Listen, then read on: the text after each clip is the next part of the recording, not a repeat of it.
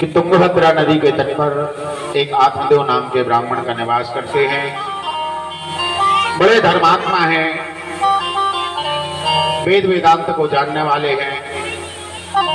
इनकी पत्नी जो जरा है वो जरा दुष्ट है, क्रूर है। नाम है धुंधली। जैसा नाम है वैसे ही काम है।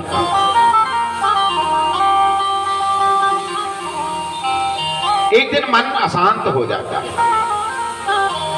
मेरे यहां पर संतान नहीं है। शास्त्र कहता है निसंतान के मोंदे कहने का भी का पाप लग जाता है।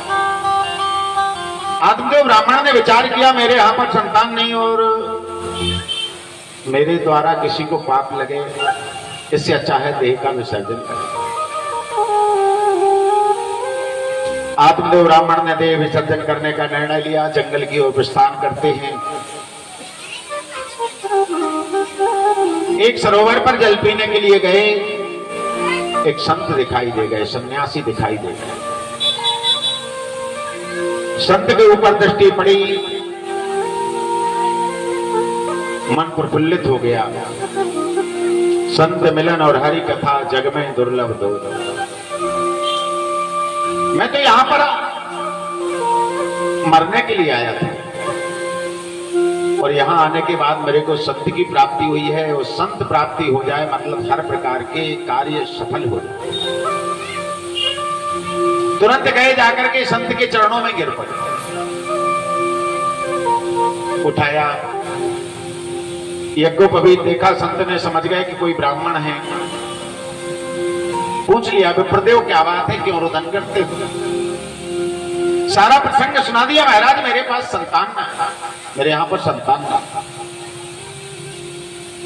और आपके दर्शन हो गए हैं तो निश्चय संतान भी हो जाए।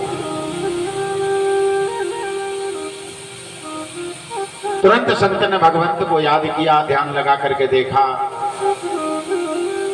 देखते क्या है आत्मदेव, तुम तो कह रहे संतान, अरे तुम्हारे एक जन्म नहीं 7 जन्म तक तुम्हारे यहां पर संतान का योग नहीं होता। 7 जन्म तक संतान योग नहीं। तब तो महाराज मेरे को देह का विसर्जन करना चाहिए। ऐसे जीवन को जी करके मैं क्या करूं? जैसे ही मरने की बात कही, संत बड़ा दयालु होता है। तुरंत संत ने भगवंत को याद किया है, गोविंद है, नारायण है। एक फल हाथ में प्रकट हो गया। आत्मदेव को वो फल दे दिया। लो ब्राह्मण देवता, फल अपनी पत्नी को खिला दो, संतान हो जाए। आत्मदेव ब्राह्मण ने उस फल को लिया, लेकर के चले। जाकर के घर में आवाज लगाई, अरे सुनती हो? धुंधली के कान में आवाज गई। धुंधली ने सोचा ये तो कह रहे थे कि मैं जा रहा हूं, लौटूंगा नहीं। लौट के आ गए। दौड़ी दौड़ी आई। आत्मदेव ब्राह्मण ने कहा देवी ये फल लाए हैं, संत ने दिया है, प्रसाद है, इसको पा जाओ, संतान होगी। धुंधली ने उस फल को लिया हाथ में, विचार कर। पहले तो उसके मन में विचार आया कहीं फल खाने से भी संतान होती है, मगर ठीक है मेरे पति लाए हैं, किसी संत महात्मा ने दे दिया होगा।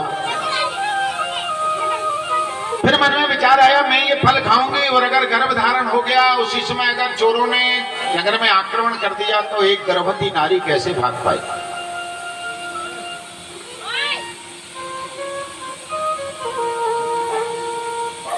गांव में अगर कोई आपदा विपदा आ गई तो एक गर्भवती नारी कैसे भाग पाएगी? और जब मैं गर्भ धारण करूंगी तो मेरी सुंदर काया कुरूपता को प्राप्त होगा।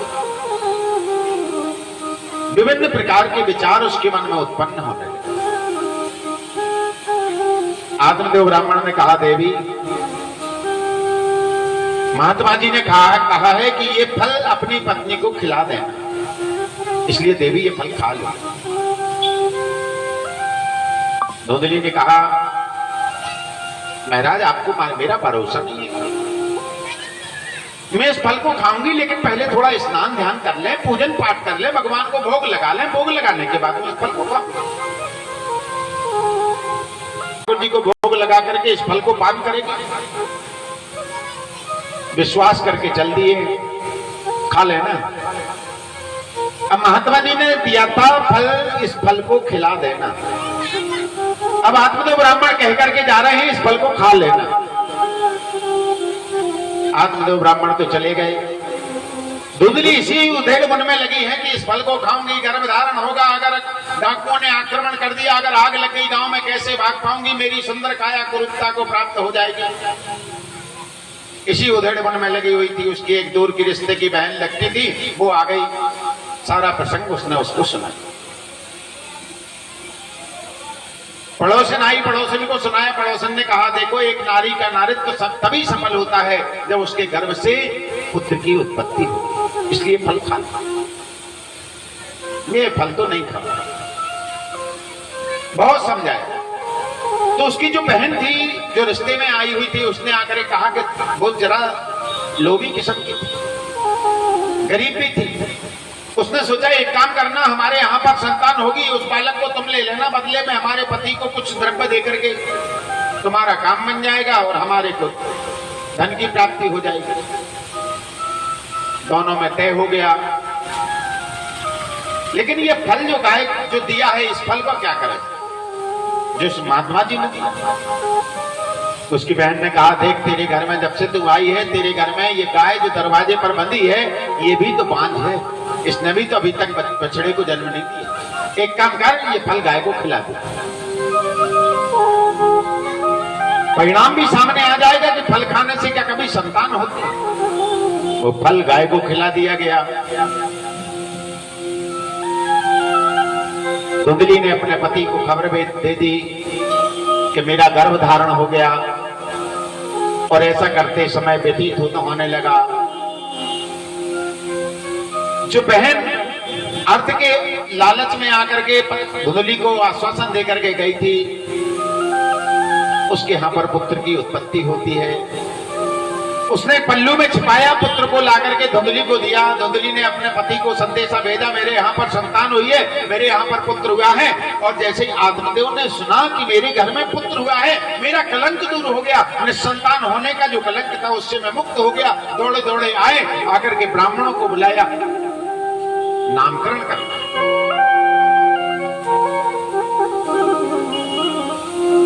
सभी बैठ करके विचार करना, आत्मदेव ब्राह्मण के बेटे का नाम क्या होना चाहिए? इसका नाम आत्मदेव के नाम के अनुकूल होना चाहिए।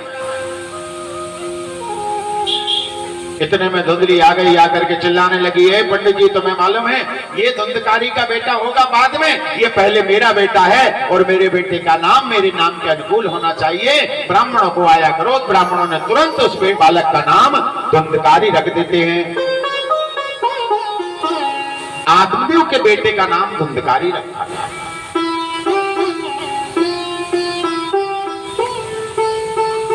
जो फल खिलाया गया था गाय को, कालांतर में गाय ने भी एक बालक को जन्म दिया। गाय वैसे बालक को जन्म नहीं, गाय बछड़े को जन्म देती, लेकिन आज संत प्रसादी के कारण गाय ने भी बालक को जन्म दिया। आत्मदेव ब्राह्मण गदगद हो गए। एक तो था नहीं, तो था ही नहीं, इधर उधर रो रहे थे, सिर पटक रहे थे, मेरे यहाँ पर संतान नहीं, मेरे यहाँ पर संतान नहीं। और जब दिया तो परमात्मा ने छप्पर फाड़ करके दिया। घर में जो दरवाजे में गाय बंधी, वो भी बच्चे को जन्म गए।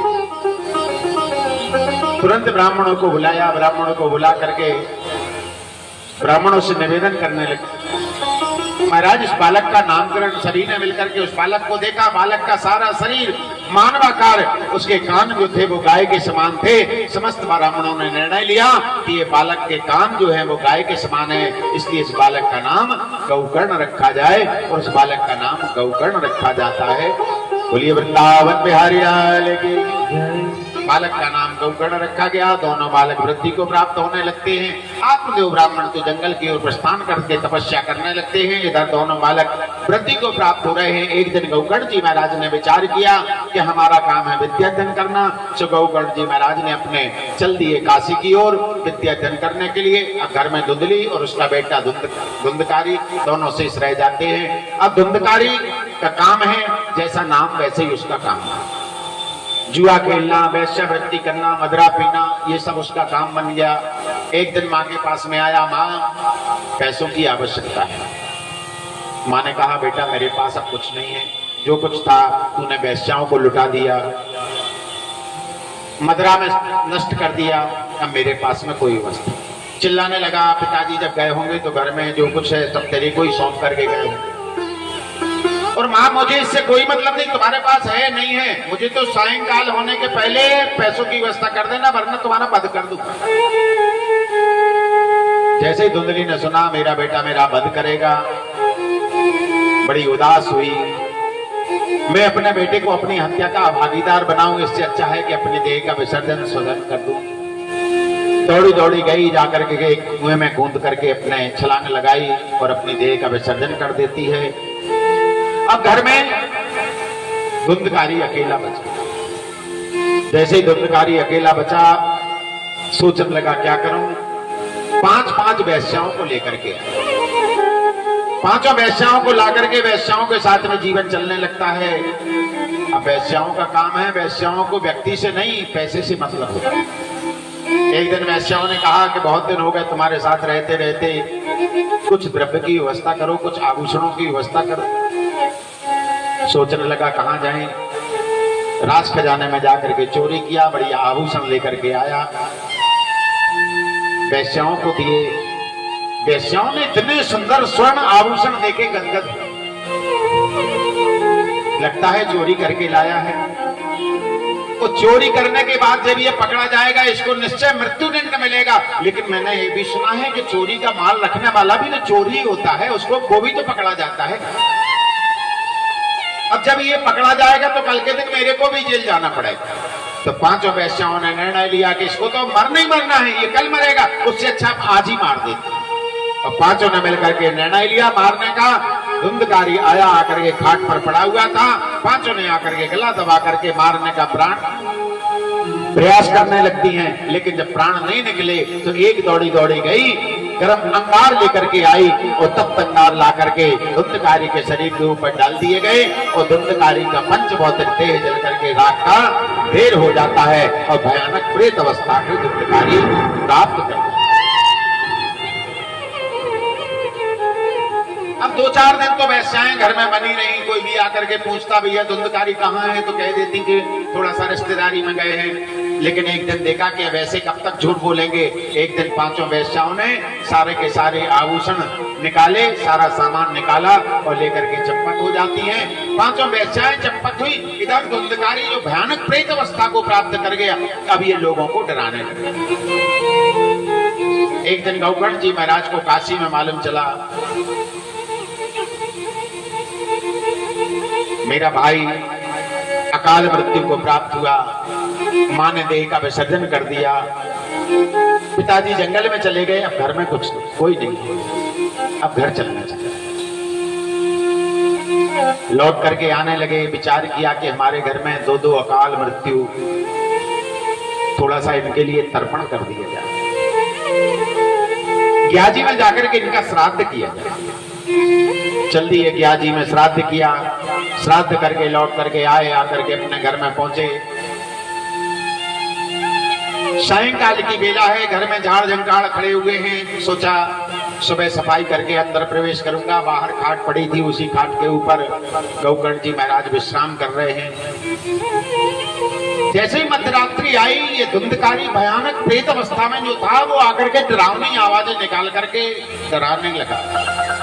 जैसे ही गौकर्ण जी महाराज को डराने का प्रयास किया, गौकर्ण जी महाराज ने विचार किया ये कौन है जो मेरे को डरा रहा है। तुरंत अंजलि में जल लिया और जल लेकर के संकल्पित किया, अभिमंत्रित करके जैसे ही जल छोड़ा, धुंधकारी जो प्रेत अवस्था में था वो दुर्ग रूप धारण करके सामने आ गया। भैया मैं तुम्हारा भाई,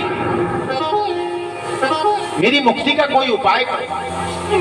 मुझे नहीं पहचाना, मैं तुम्हारा भाई धुंधकारी।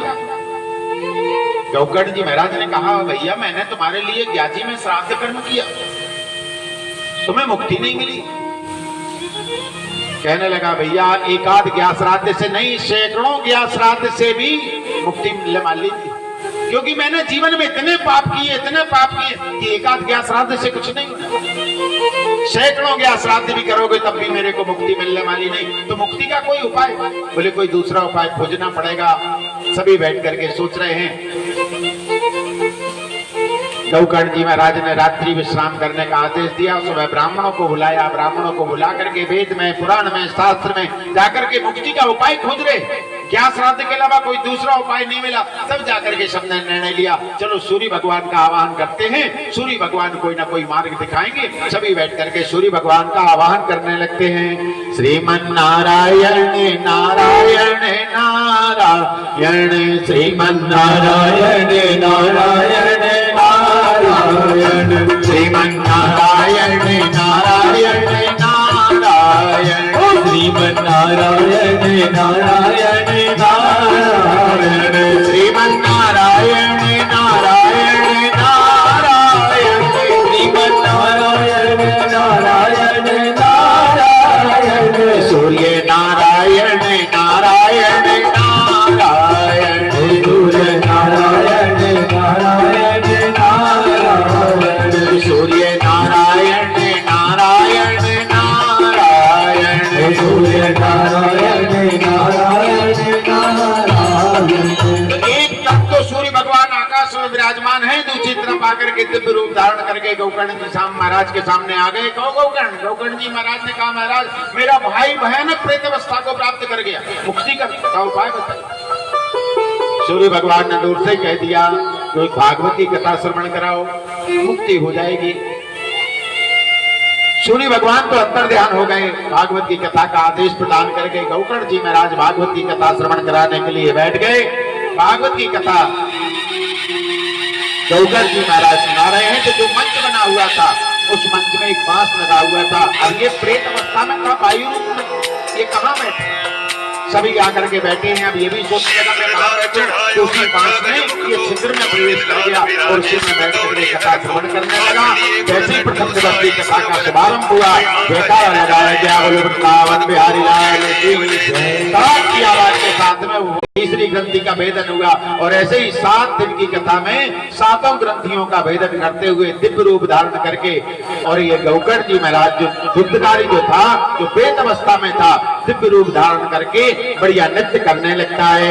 श्री कृष्ण गोविंद हरे मुरारी, हे नाथ नारायण वासुदेवा, कृष्ण गोविंद हरे मुरारी, हे नाथ नारायण वासुदेवा, हे नाथ नारायण वासुदेवा, हे नाथ नारायण वासुदेवा, हे नाथ नारायण वासुदेवा, हे नाथ नारायण वासुदेवा।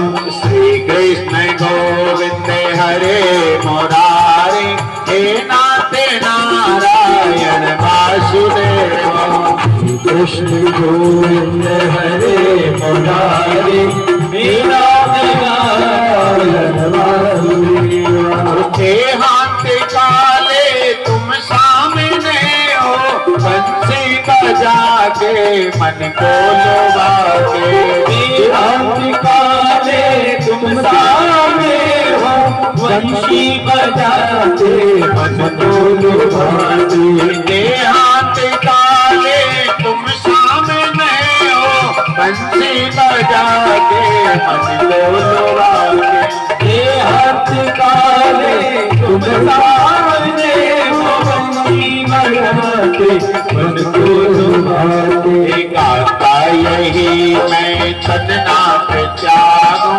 गाता यही मैं छदनाथ त्यागूं, हे नाथ नारायण वासुदेवा, हे नाथ नारायण वासुदेवा। श्री कृष्ण गोविंद हरे मुरारी, हे नाथ नारायण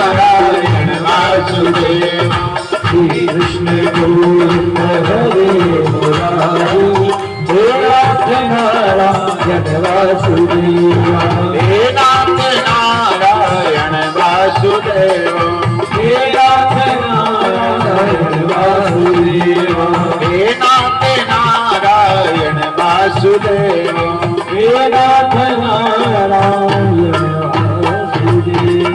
तो धुंधकारी बढ़िया भगवान की भागवत की कथा की महिमा का गुणानुवाद गाने लगते हैं कि धन्य है ये भागवत की कथा जिसने धुंधकारी जैसे प्रेत को भी परम पद का भागीदार बना दिया। और देखते देखते एक दिव्य विमान प्रकट होता है। उस विमान में से 4-4-5 रथ निकल करके धुंधकारी का हाथ पकड़ा, लेकर के विमान में बिठाने वाले थे। उसी समय पर गौकर्ण जी महाराज ने आकर के रोक लिया, भैया कथा सबने सुनी लेकिन एक विमान क्यों? सबको विमान आना चाहिए तो सबने कथा सुनी। तब पार्षदों ने कहा कथा तो सबने सुनी लेकिन केवल सुनी।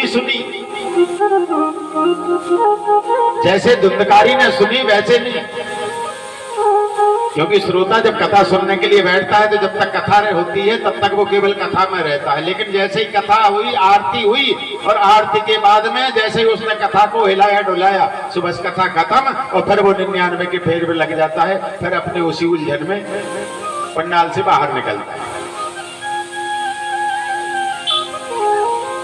तो सबने कथा सुनी लेकिन कब तक? जब तक पंडाल में बैठे हैं तब तक। और उसके बाद फिर यहीं पर कथा को हिलाई डुलाई और अपने कथा अलग और अपन अलग और चल दी। लेकिन धुंधकारी ने ऐसे कथा को नहीं सुना। कथा को सुना, कथा को बैठ करके श्रवण किया। श्रवण करने के बाद उसका चिंतन मनन निरंतर कथा में डूबा।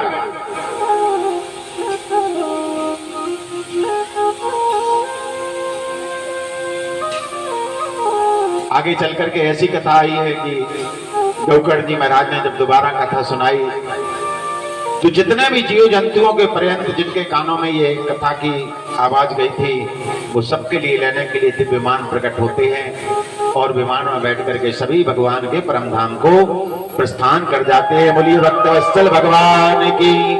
और भगवान स्वतः प्रकट होकर के गौकर्ण जी महाराज को अपने में समेट करके और वैकुंठ की ओर प्रस्थान कर जाते हैं। और इस कथा की फलश्रुति बताई है कि जो भी अपने पितरों के निमित्त पितृपक्ष में इस कथा का अपने पितरों को श्रवण कराते हैं उनके पितृ मोक्ष को प्राप्त हो जाते हैं, परम पद के भागीदार बन जाते हैं। इस कथा की फलश्रुति सप्ताह विधि का भी वर्णन किया है। यह कथा जो है ये धर्म अर्थ काम मोक्ष पुरुषार्थ चातुष्ट की प्राप्ति कराने वाला है। भाद्रपद मास से लेकर के कार्तिक मास तक ये कथा जो होती है, आषाढ़ श्रावण भादव और कुंवर पितृपक्ष, इन 4 महीने में जो कथा होती है ये पितरों की निमित्त होती है। और इस कथा के श्रवण से पितृ जो हैं वो परम पद को प्राप्त करते हैं और परिवार को उनका आशीर्वाद प्राप्त होता है। भागवत कथा से भक्ति ज्ञान वैराग्य ये त्रिवेणी है। भक्ति ज्ञान वैराग्य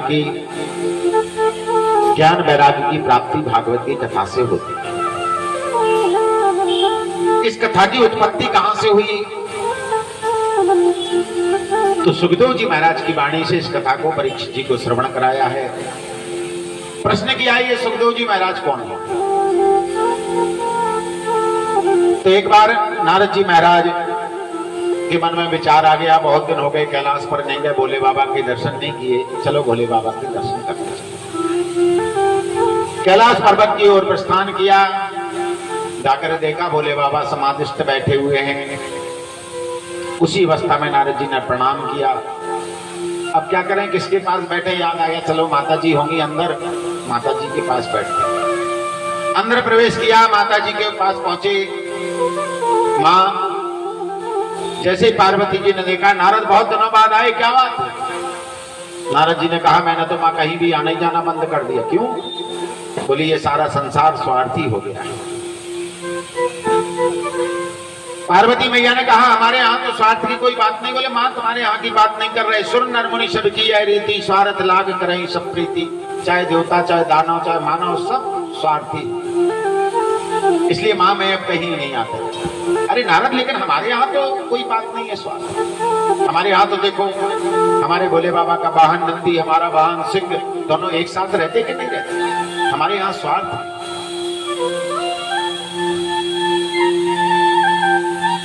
और तुम्हें मालूम है भोले बाबा का स्वभाव कितना सरल, कितना सहज। अच्छा माँ, एक बात बहुत दिनों से मेरे मन में है, अगर आपकी आज्ञा हो तो पूछ। पार्वती मैया ने कहा पूछ लिया।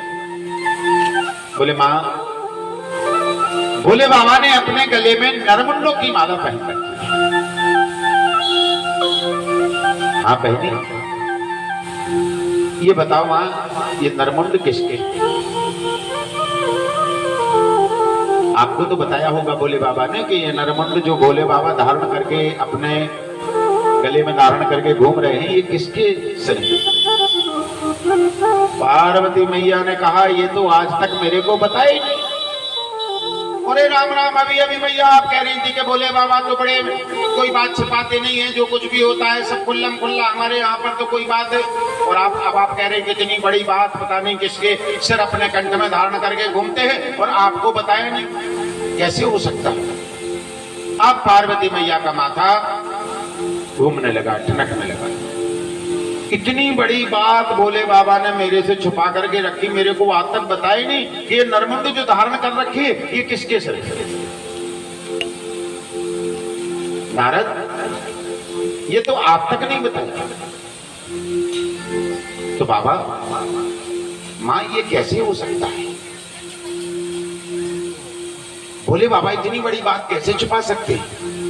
अब पार्वती को आने लगा क्रोध। नारद जी महाराज उसमें नमक मिर्च मिलाते जा रहे हैं। जब देख लिया कि अब तो क्रोध चरम सीमा पर पहुंच गया, नेत्र लाल हो गए, चेहरा क्रोध के कारण चमचमाने लगा, सो समझ गए कि अब मामला बन गया। सो तुरंत नारद जी उठे। माँ, आपको तो मालूम है कि अपने राम ज्यादा देर रुकते नहीं है, अपने राम तो जा रहे हैं, अब आप जानो और भोले बाबा जी।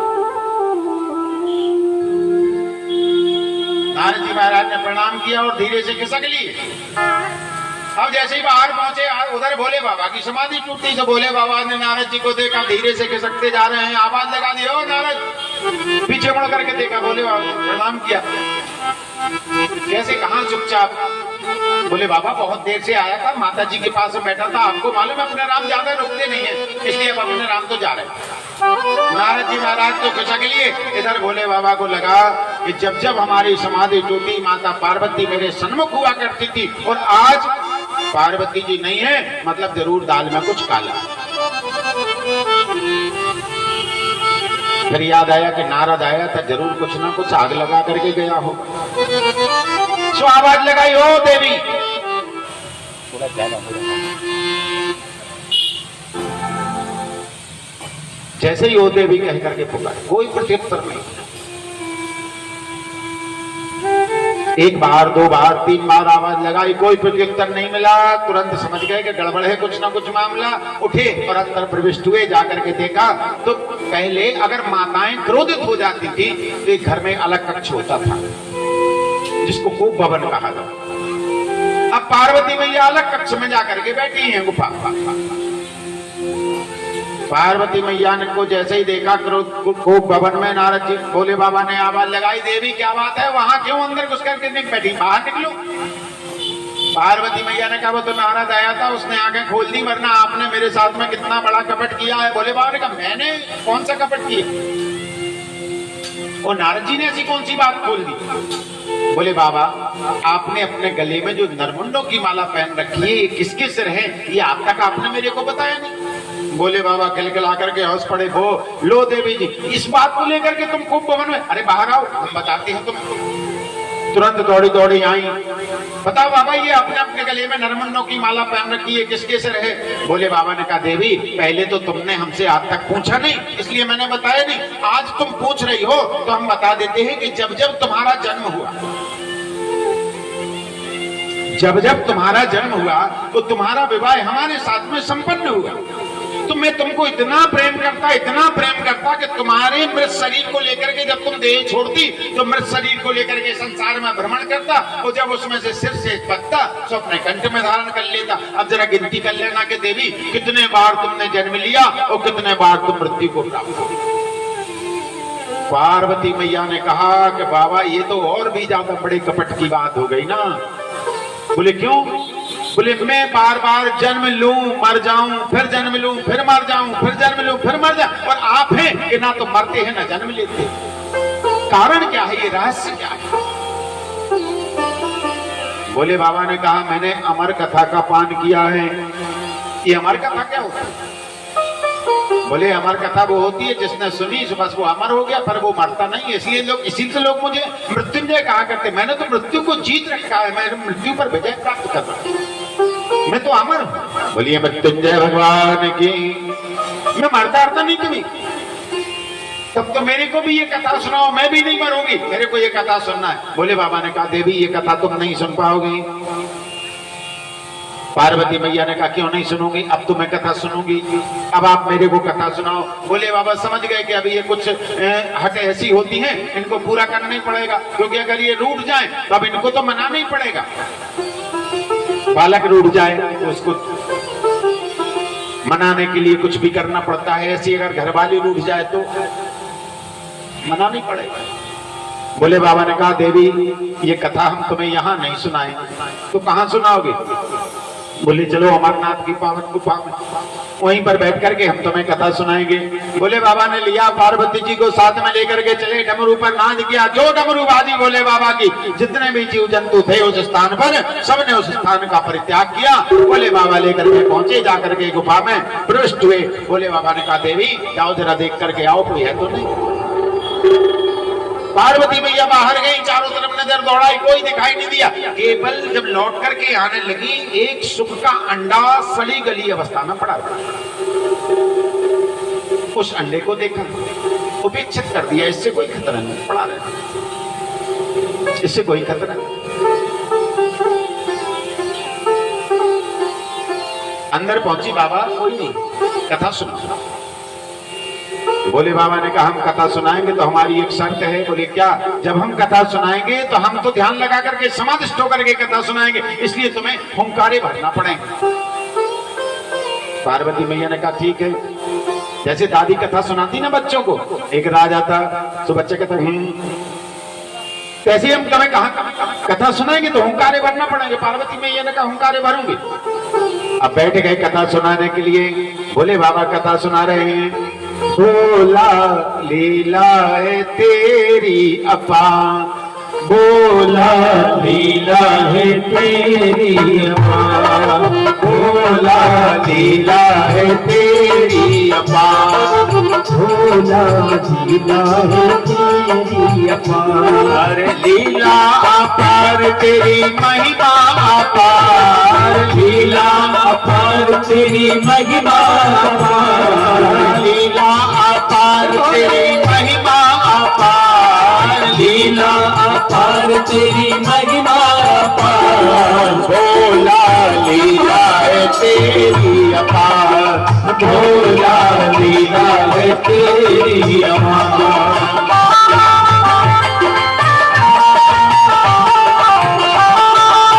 प्रेम से श्री राधे।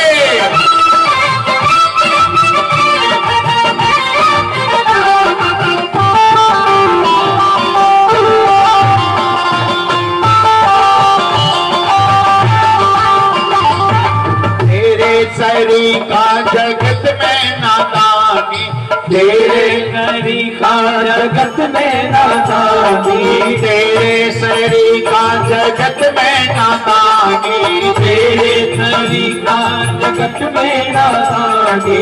देता महल और कहाता मसानी, देता महल और कहाता मसानी, देता महल और कहाता मसानी, देता महल और कहाता मसानी। ऐसा सिंगार बोला ऐसा सिंगार, ऐसा सिंगार बोला ऐसा सिंगार। बोला लीला है तेरी अपार, बोला लीला है तेरी अपार, बोला लीला है तेरी अपार।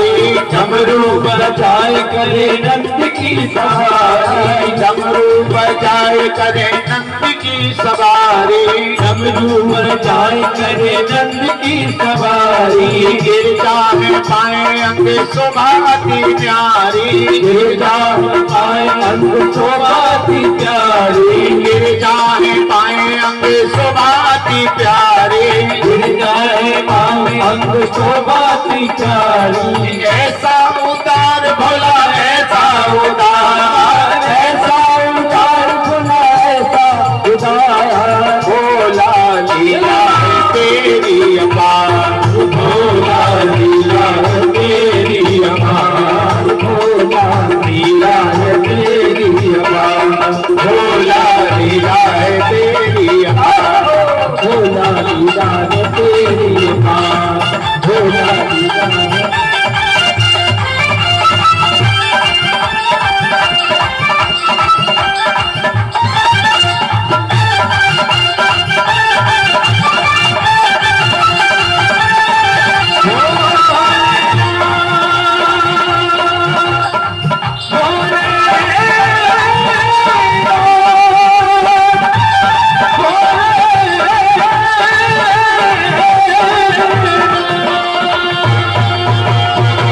बोलिए शंकर भगवान की नमः। पार्वती पदे हर हर महादेव। तो बोले बाबा बड़े प्रेम से अमर कथा का पान करा रहे हैं। पार्वती मैया हुंकारी भर रही है। कथा का शुभारंभ होता है। पहला स्कंद बीता, दूसरा स्कंद बीता। जो अंडा सुख का सड़ी गली अवस्था में पड़ा हुआ था, उसमें सने सने प्राण आने लगते हैं, चेतना आने लगती है और देखते देखते वो अंडा परिपक्व हो जाता है। नवम दसवें स्कंद में पहुंचे, अंडा फूट जाता है, उसमें से इतना सा सुख निकल करके आया। आकर के माता पार्वती जी के पास में बैठ करके फुदक करके पार्वती जी के पास में बैठ करके जैसा सुनता है तोते का स्वभाव होता है, जो सुनता है वही दोहरा देता है। पार्वती मैया हुंकारी भर रही है, ये तोता राम जी भी हुंकारी भरने लगे। बोले बाबा बड़े प्रेम से कथा सुना रहे हैं। जैसे ही द्वादश स्कंद पूर्ण हुआ, कथा का समापन हुआ, जयकारा लगाया। बोलिए वृंदावन बिहारी लाल की। माता पार्वती जी की निद्रा टूटी। बोले बाबा को कहने लगी, बाबा भगवान का प्राकट हुआ, भगवान ने पूतना का उद्धार किया, फिर भगवान ने कौन सी लीला करी, जरा हमें फिर से सुनाइए। बोले बाबा ने कहा क्यों? बोले बाबा नींद आ गई थी इसलिए मैं सो गई। बोले बाबा ने कहा देखो देवी, मैंने कितना समझाया था कि ये कथा तुम नहीं सुन पाओगे, लेकिन तुमने बहुत ज्यादा जिद किया। मैंने तुम्हें कथा सुनाई और तुम कह रहे हो कि नींद आ गई थी। फिर याद आया बोले बाबा को कि जब कथा चल रही थी तो हुंकारों की आवाज तो निरंतर आ रही थी, और अगर पार्वती जी सो गई थी तो ये हुंकारे कौन करता है? बोले बाबा ने पूछ लिया, देवी वास्तव में सो गई थी पार्वती जी? का मैं झूठ काहे को बोलूं, नींद आ गई थी। तो फिर ये हुंकारे कौन भर रहा था? और जो नजर घुमाई जाकर के नजर घूमते घूमते पहुंची तो ताराम जी के ऊपर। तो ताराम जी तो अभी भी बैठ करके लगे जैसे ही देखा बोले बाबा को क्रोध आया, इसने मेरी कथा का पान किया है, ये हमारा चोर है। बोले बाबा ने तुरंत निकाला त्रिशूल और त्रिशूल लेकर के मारने के लिए उद्यत हुए, और जैसे ही त्रिशूल लेकर के मारने के लिए लपके तो ताराम जी ने उड़ना प्रारंभ कर दिया।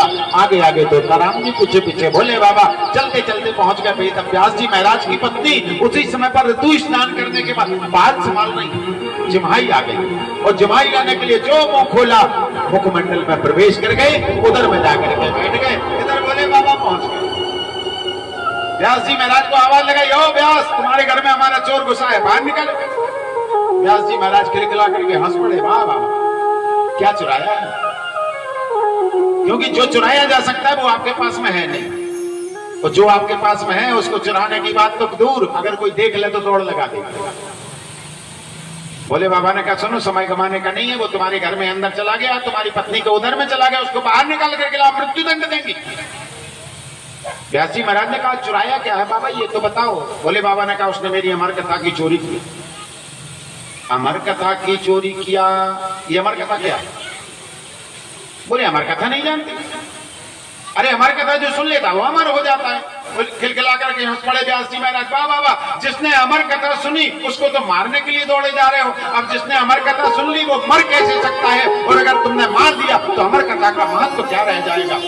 भोले बाबा को लगा अरे राम राम, मैं तो गलती कर रहा, शायद ठाकुर जी की यही इच्छा होगी। तुरंत भोले बाबा ने प्रणाम किया, यही ठाकुर जी की इच्छा है। भोले बाबा तो प्रस्थान कर गए। इधर दिन बीता, सप्ताह बीता, महीना बीता, वर्ष बीता, 1 बार 2 बार 3 बार 12 वर्ष बीत गए।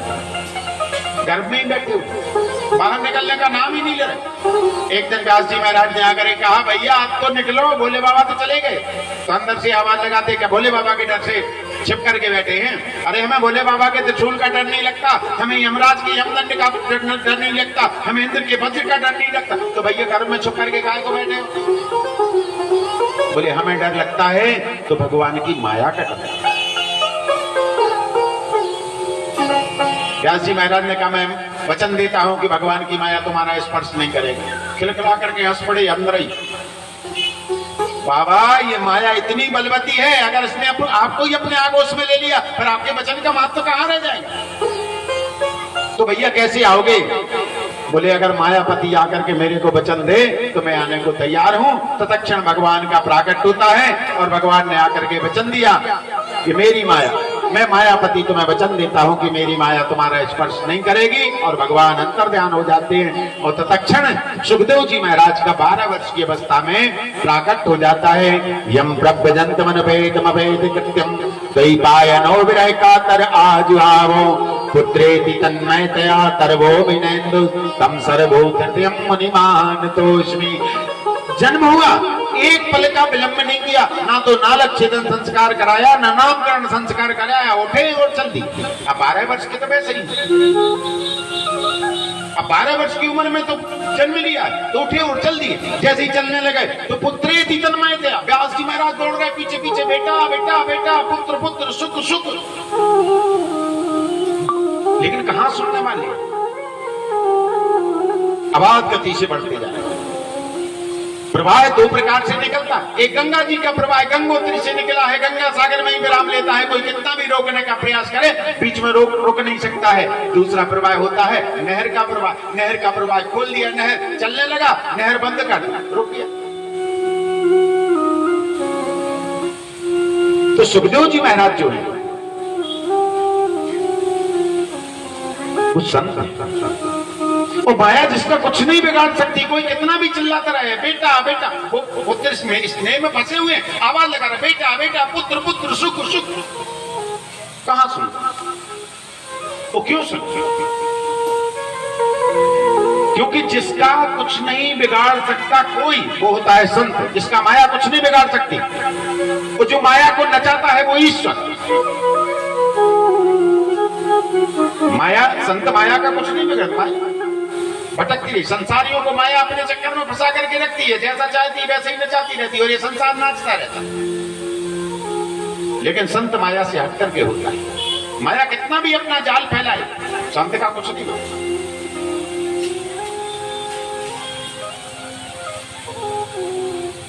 पुत्रेति तन्मयतया, पुत्र स्नेह में तन्मय होकर के आवाज लगा रहे बेटा बेटा, पुत्र पुत्र, सुख।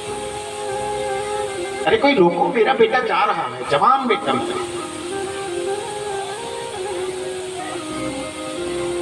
तो पुत्रेति तन्मयतया, पर वो जंगल में पहुंचे, आवाज लगाई बेटा बेटा बेटा, तो मानो प्रतिध्वनि गुंजायमान हुई, तो अनेकों बार सुनाई दिया पुत्र पुत्र, बेटा बेटा, सुख सुख।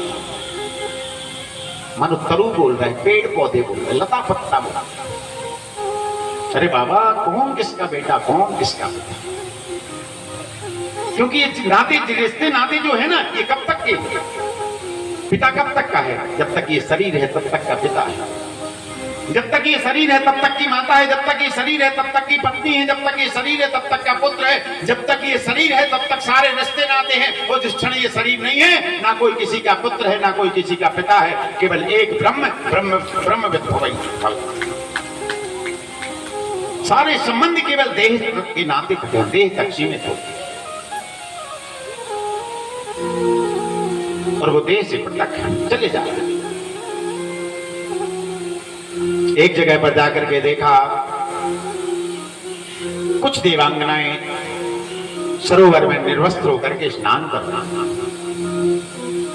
सुखदेव जी महाराज निकले, कोई प्रतिक्रिया नहीं। लेकिन जब व्यास जी महाराज वहां से निकले तो वो वस्त्र धारण करने लगे। जैसे ही वस्त्र धारण करने लगी, व्यास जी महाराज ने पूछ लिया, देवी अभी अभी हमारा जवान बेटा तुम्हारे सामने से गया, तुमने उसको देख करके वस्त्र धारण नहीं किए। जब मैं बूढ़ा तुम्हारे सामने से जा रहा हूं, तुमको लज्जा आ रही, तुम वस्त्र धारण करना।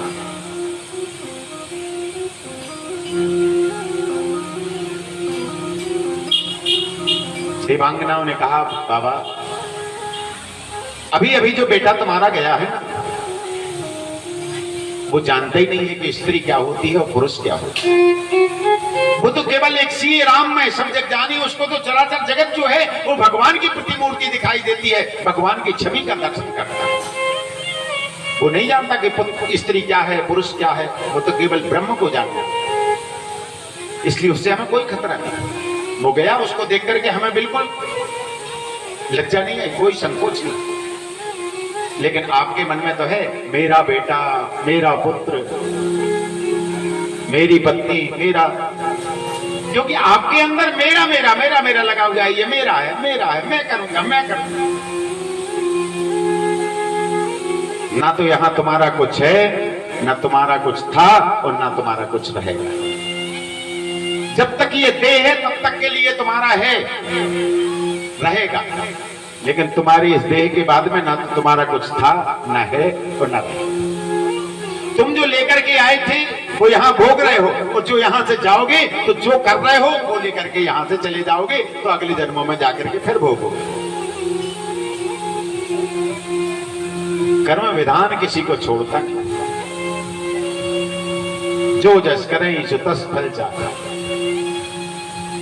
जो जैसा करता है उसको वैसा ही तो भोगना पड़ता है। लेकिन इस भोगने की को रोकना है, अगर कि हमें आगे चल करके ना भोगना पड़े, तो करते रहोगे भजन धीरे धीरे।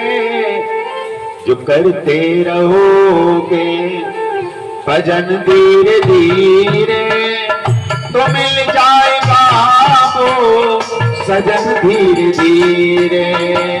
जो करते रहोगे भजन धीरे धीरे, भजन धीरे धीरे, तो मिल जाएगा वो सजन धीरे धीरे। जो करते रहोगे भजन धीरे धीरे, भजन धीरे धीरे, तो मिल जाएगा वो भजन धीरे धीरे। अगर रोकना है तो केवल भजन में लग जाओ। सोते जागते उठते बैठते बस भजन चलना चाहिए। अब भजन ही तो नहीं होता है, किसी के कहो कि भजन कर लो तो लोग कहते, सबसे पहले तो कहेंगे कि मन नहीं लगता। सबसे पहली शब्द मन ही नहीं लगता। तो किसने कहा कि मन लगा करके भजन करो? किसी भी पुराण में, शास्त्र में, गीता में, उपनिषद में कहीं भी अगर ये कहा गया, किसी ने नहीं कहा कि मन लगा करके भजन कर। और मन लगेगा तो भजन करेंगे तो जीवन में कभी नहीं होगा। अरे भजन करोगे तो मन अपने आप लगने लगेगा। मन लगाने की आवश्यकता नहीं है, मन अपने आप लग जाएगा। भजन करो, इसलिए छूटते रखिए। भाई कुभाय अनक आलसों, नाम जपत मंगल दिशि दसों। अरे भाव से, कुभाव से, वैर से, क्रोध से, ईर्षा से, द्वेष से, जैसे भी बने बस नाम लेते रहो। भगवान कहते नाम लेते रहो। और ये भी नहीं कहा कि सीधा ही सीधा नाम लो। उल्टा नाम जपा जग जाना, वाल्मीकि भय ब्रह्म समाना। अरे उल्टे सीधे, वो तो मरा मरा कहते थे, राम राम नहीं, मरा मरा मरा मरा मरा।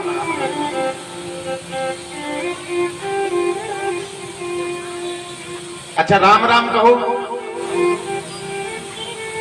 तो राम राम ही आता है, और मरा मरा कहो तो भी राम राम ही आता है। अब जब बार बार कहोगे मरा मरा मरा मरा मरा मरा मरा, अपने आप राम राम आने लगेगा। तो जो करते रहोगे भजन धीरे धीरे, जो करते रहोगे भजन धीरे धीरे, तो मिल जाएगा वो सजन धीरे धीरे, तो मिल जाएगा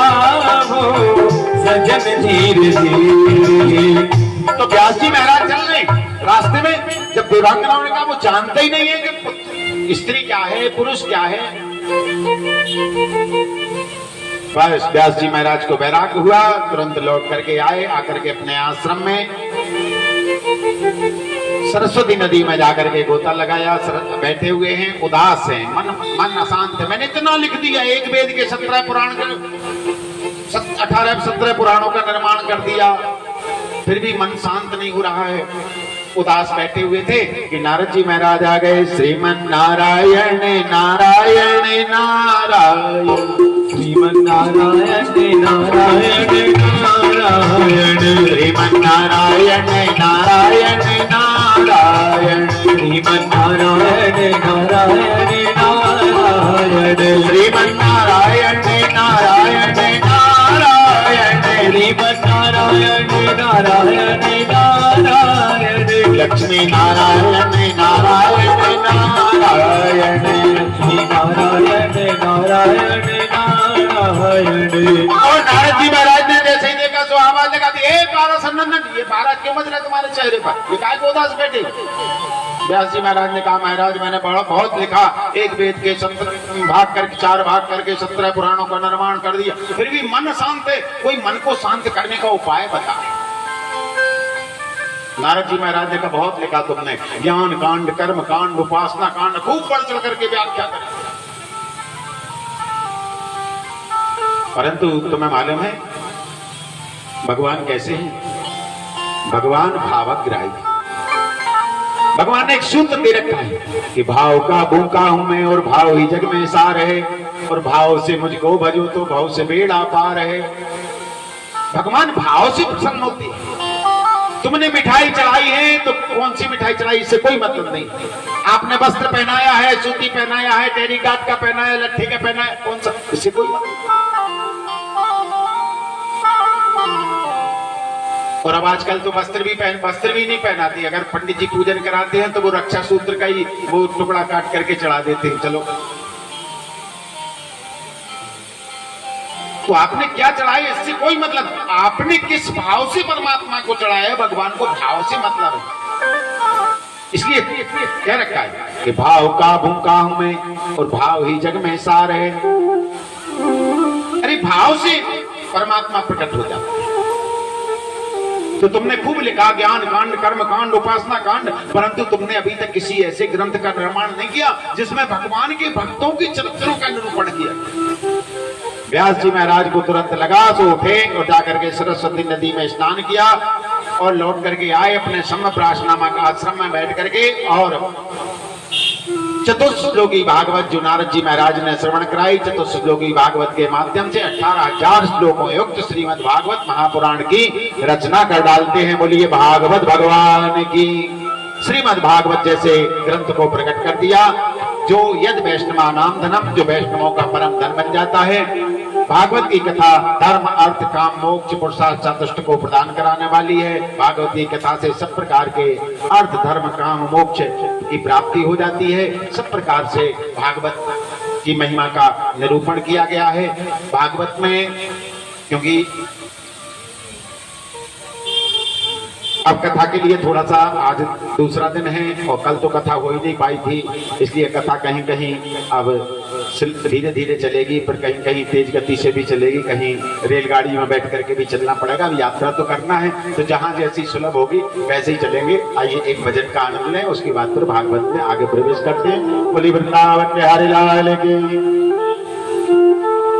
काया कुटिया निराली जमाने भर से, काया कुटिया निराली जमाने भर से, काया कुटिया निराली जमाने भर से। ये माताएं थोड़ा सा और आगे आ जाइएगा, ये जगह पर्याप्त बड़ी है पीछे। भर से काया कुटिया निराली जमाने भर से, जमाने भर से, काया कुटिया निराली जमाने भर से। तन के सबसे सुंदर आँख की पुतली, सबसे सुंदर आँख की पुतली, सबसे सुंदर आँख की पुतली, सबसे सुंदर आँख की पुतली। ये सारे जग से निराली, जमाने भर से सारे जग में निराली, जमाने भर से कुटिया निराली, जमाने भर से काया कुटिया निराली, जमाने भर से। सुनते खबर नासिका सुने, सुनते खबर नासिका सूंगे, और वाणी करे बोला जानी, जमाने भर से वाणी करे बोला जानी, जमाने भर से। काया कुटिया निराली, जमाने भर से काया कुटिया निराली, जमाने भर से। मुख के भीतर रहती जिह्वा, मुख के भीतर रहती जिह्वा, मुख के भीतर रहती रसना, मुख के भीतर रहती रसना। ये सतरस स्वादों वाली, जमाने भर से सतरस स्वादों वाली, जमाने भर से। काया कुटिया निराली, जमाने भर से काया कुटिया निराली, जमाने भर से। काम क्रोध मद लोभ मोह से, काम क्रोध लब मोह मद से, काम क्रोध मद लोभ मोह से। ये बुद्धि करे रखवाली, जमाने भर से। काया कुटिया निराली, जमाने भर से। काया कुटिया निराली, जमाने भर से। ये 10 जन्मा जो बाती, जमाने भर से। काया कुटिया निराली, जमाने भर से। काया कुटिया निराली, जमाने भर से। बोलिए वृंदावन बिहारी लाल की जय। तो भागवत में महाभारत की सारी घटनाओं की ओर संकेत किया गया है कि जब महाराज युधिष्ठिर को मालूम चला कि हमारे गोविंद इस तरह धाम से प्रस्थान कर चुके हैं, तो पांडवों ने भी निर्णय लिया कि जिस धराधाम पर गोविंद नहीं है, अब हम उस धराधाम पर रह करके क्या करेंगे। महाप्रयाण का निर्णय लेते हैं। भगवान की बुआ जो कुंती महारानी थी, उनको जब मालूम चला कि गोविंद इस धराधाम को छोड़ करके जा चुके हैं,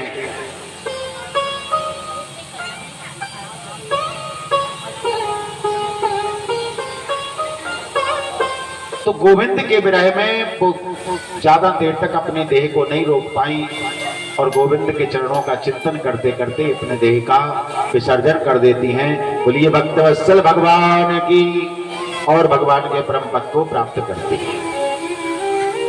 पांडवों ने महाप्रयाण किया, हिमालय की ओर प्रस्थान करते हैं। अल्प अवस्था में परीक्षित जी महाराज को सम्राट के पद सौंप करके और पांडव हिमालय की ओर प्रस्थान कर जाते हैं।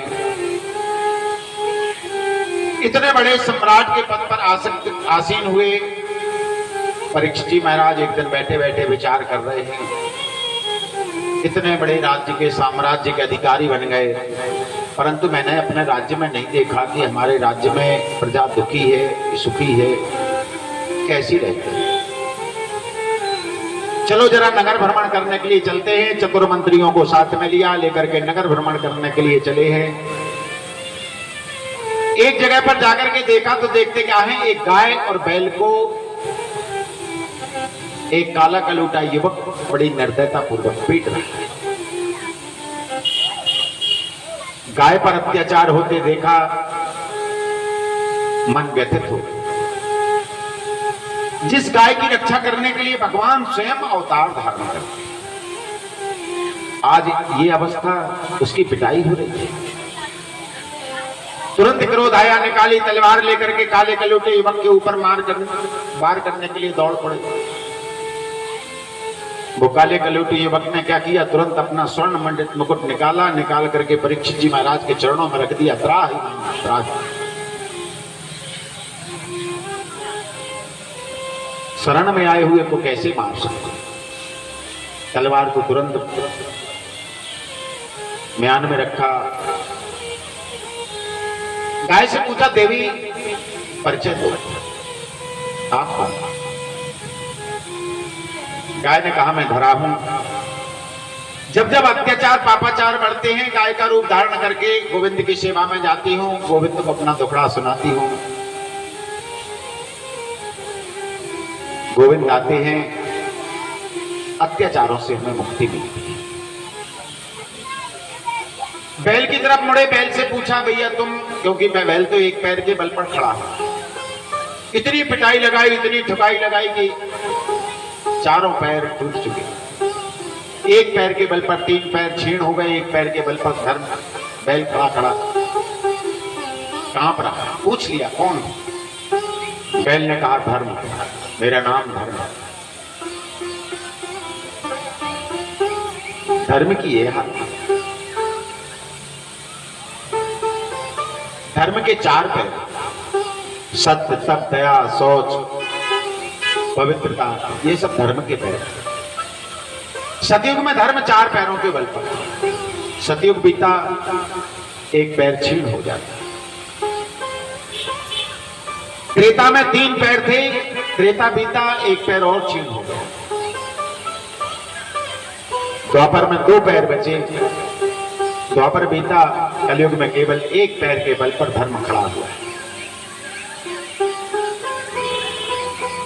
जब उस काले कलूटे युवक से पूछा गया, भैया तुम्हारा नाम क्या है, जरा तुम अपना परिचय भी दो। तब उस काले कलूटे युवक ने कहा, महाराज मेरा नाम कलयुग है। और जैसे ही कलयुग नाम सुना, परीक्षित जी महाराज चिल्ला पड़े, हे दुष्ट, अरे तेरा नाम सुना था, देखा नहीं था, आज देख लिया, चल निकल, मेरे नगरी में कभी प्रवेश नहीं कर जाना, मेरे राज्य में कभी दिखाई नहीं दे जाना। चरणों में गिर पड़ता, महाराज मैं जाऊं तो जाऊंगा,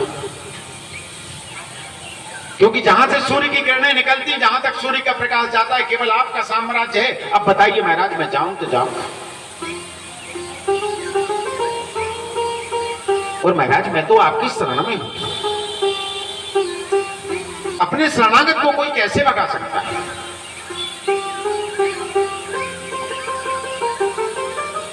परीक्षित जी महाराज को लगा कि अब जब ये हमारी शरण में आ गया, इसको कहीं ना कहीं तो कुछ ना कुछ स्थान देना पड़ेगा।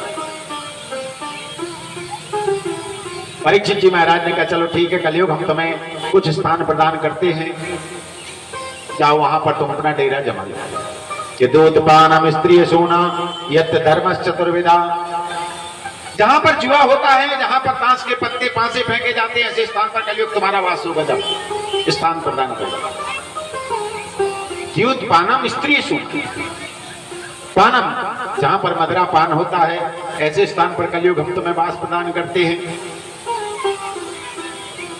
जहां पर देह व्यापार होता है, ऐसे स्थान पर कलयुग हम तुम्हें, जहां पर हिंसा होती है, निर्दोष पशुओं का वध होता है, ऐसे स्थान पर कलयुग हम तुम्हें वास प्रदान करते हैं। कलयुग ने कहा, बाप है, आपने हमारे दोषों को देख करके सारे के सारे दोषपूर्ण स्थान आपने मेरे को प्रदान कर दी। अरे कम से कम मेरे अंदर के गुण को भी तो देखा होता महाराज। परीक्षित ने कहा, महाराज ऐसा कौन सा गुण है तुम्हारे अंदर? कलयुग ने कहा, महाराज देखो हम 4 भाई हैं, सबसे पहले तो हमारा परिचय ले लीजिएगा। हम 4 भाई हैं, सबसे बड़े भाई का नाम था सतयुग, दूसरे का नाम त्रेता, तीसरे का नाम द्वापर और हमारा नाम कलयुग।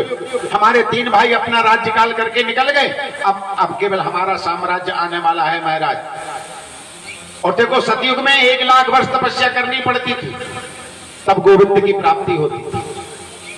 सतयुग में व्यक्ति की उम्र 1 लाख वर्ष हुआ करती थी, अब उसे 1 लाख में से 1 शून्य कम कर दो, त्रेता लगा तो 10,000 वर्ष। तो 10,000 वर्ष में यज्ञ हवन करके, जब पूजन करके परमात्मा को प्राप्त कर सकते थे। अब त्रेता बीत गया, उसमें से 1 शून्य और कम कर दो, तो 1000 वर्ष। द्वापर में उम्र 1000 वर्ष। अब 1000 में से भी 1 शून्य कम कर दो तो बोले उससे क्या हो जाएगा? बोले महाराज यहाँ पर ना 1000 ना 1,00,000 ना 10,000, यहाँ पर तो केवल एक बार नाम लो और मुक्ति को प्राप्त हो जाओ। कलयुग में केवल एक बार नाम लेने से जीव परम पद को प्राप्त कर जाता है। इसलिए का कलयुग केवल नाम आधारा, समर समर नर उतर ही पारा। तो क्या समरना है? तो भागवत ने उत्तर दे दिया, कले दोष दे राजन यस्ते को मांगना कीर्तना देव कृष्ण स्यो मुक्त संग परावर्जो। कलयुग में केवल एक बार कृष्ण नाम लेने से जीव को मुक्ति की प्राप्ति हो जाती है। बोलिए कृष्ण भगवान की। श्री कृष्ण गोविंद हरे मुरारी, हे नाथ नारायण वासुदेव। कृष्ण गोविंद हरे मुरारी, मेरा नारायण वासुदेव। श्री कृष्ण गोविंद हरे मुरारी, हे नाथ नारायण वासुदेव। कृष्ण गाइए, सभी गाइएगा। हरे मुरारी, मेरा नारायण वासुदेव। हे नाथ नारायण वासुदेव, हे नाथ नारायण वासुदेव। हे नाथ नारायण वासुदेव, हे नाथ नारायण वासुदेव। श्री कृष्ण गोविंद हरे मुरारी, हे नाथ नारायण वासुदेव। कृष्ण गोविंद हरे मुरारी, हे नाथ नारायण वासुदेव। श्री कृष्ण गोविंद हरे मुरारी, हे नाथ नारायण वासुदेव। हे नाथ नारायण वासुदेव, हे नाथ नारायण। बोलिए कृष्ण भगवान की। तो कलयुग में केवल कृष्ण नाम लेने, एक बार केवल नाम लो, वृंदावन बिहारी लाल। जोर से बोलो वृंदावन बिहारी लाल की। प्रेम से बोलो वृंदावन बिहारी लाल की। मिलके बोलो वृंदावन बिहारी लाल की। दोनों हाथ उठाकर कह दो जय जय श्री राधे। कलयुग ने कहा महाराज हमारे गुण को भी तो देखो। परीक्षित जी महाराज तो गदगद हो गए। परीक्षित जी महाराज ने कहा भैया ऐसा गुण है तेरे अंदर के हम तो कुछ कहने, तुम तो मांग लो, तुम्हें क्या चाहिए। तत्क्षण मौका देखा। कलयुग ने कहा महाराज हमें सोने में बांस दे दो बस, और कुछ नहीं चाहिए। तथास्तु कह दिया, एक पल का विलंब नहीं किया, तथास्तु कह दिया। अब भागवत में भगवान ने स्वयं विभूति योग का वर्णन करते हुए कहा धातु नाम अस्मि कांचनम। धातुओं में जो सोना है वो मैं हूं। अब धातुओं में सोना भगवान का स्वरूप है और उसी सोने में कलयुग का वास कैसे हो सकता है। तो हमारे संतजन कहते हैं जो नीति से कमाया गया जो धन है उसमें तो परमात्मा का वास होता है, और अनीति से अत्याचार से किसी के दिल दुखा करके जो धन इकट्ठा किया जाता है उसमें कलयुग का वास होता है। और ऐसा जो क्योंकि लक्ष्मी दो प्रकार से लक्ष्मी का आगमन होता है। एक नारायण प्रिया है, नारायण के साथ में आती है चिरस्थायी रूप से आनंद प्रदान कराती है। दूसरी उल्लू वाहिनी है, उल्लू पर बैठ करके आती है, एक दिन उल्लू बना करके चली जाती है, फिर पछताने के अलावा कुछ नहीं रहता। तो कलयुग माने उल्लूक वाहिनी।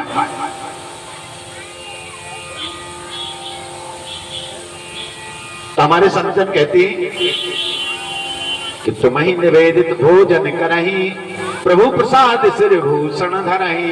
अरे जो भी है नीति अनीता जैसी भी है परमात्मा को समर्पित करके उसका उपयोग करो, वो सब कल्याणकारी हो जाए। लेकिन ऐसा नहीं कि आपका अनीति अनीति का ला करके रखो और कहो कि परमात्मा को समर्पित करना है तो नीति का बन जाएगा, तो ऐसे भी नहीं होगा।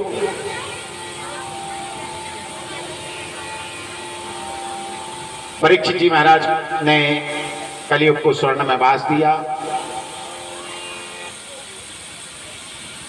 लौट करके आए।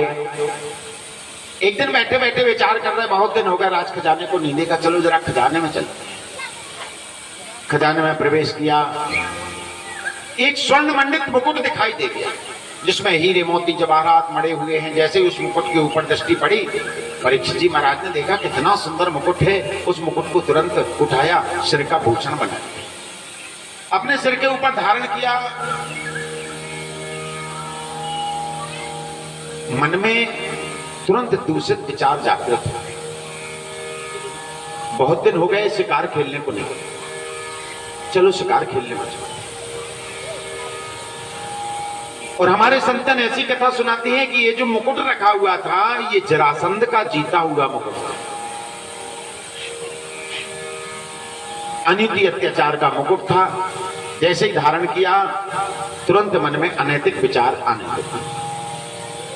परीक्षित जी महाराज बाहर निकले, निकल करके आए, सैनिकों को साथ में लिया, चलो भैया चलते हैं शिकार खेलने के लिए। जंगल की ओर प्रस्थान करते हैं। जंगल में जाकर के शिकार खेलने के लिए गए। एक हिरण का पीछा करते करते जंगल में सबसे छूट गए। भूख प्यास से भटकते भटकते जाकर के चले, जाकर के ऋषि की कुटिया के पास में पहुंच गए।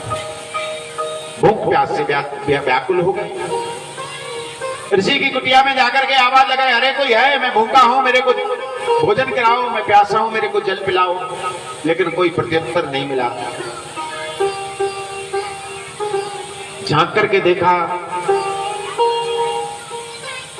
महात्मा जी बैठे हुए हैं समाधि लगा करके।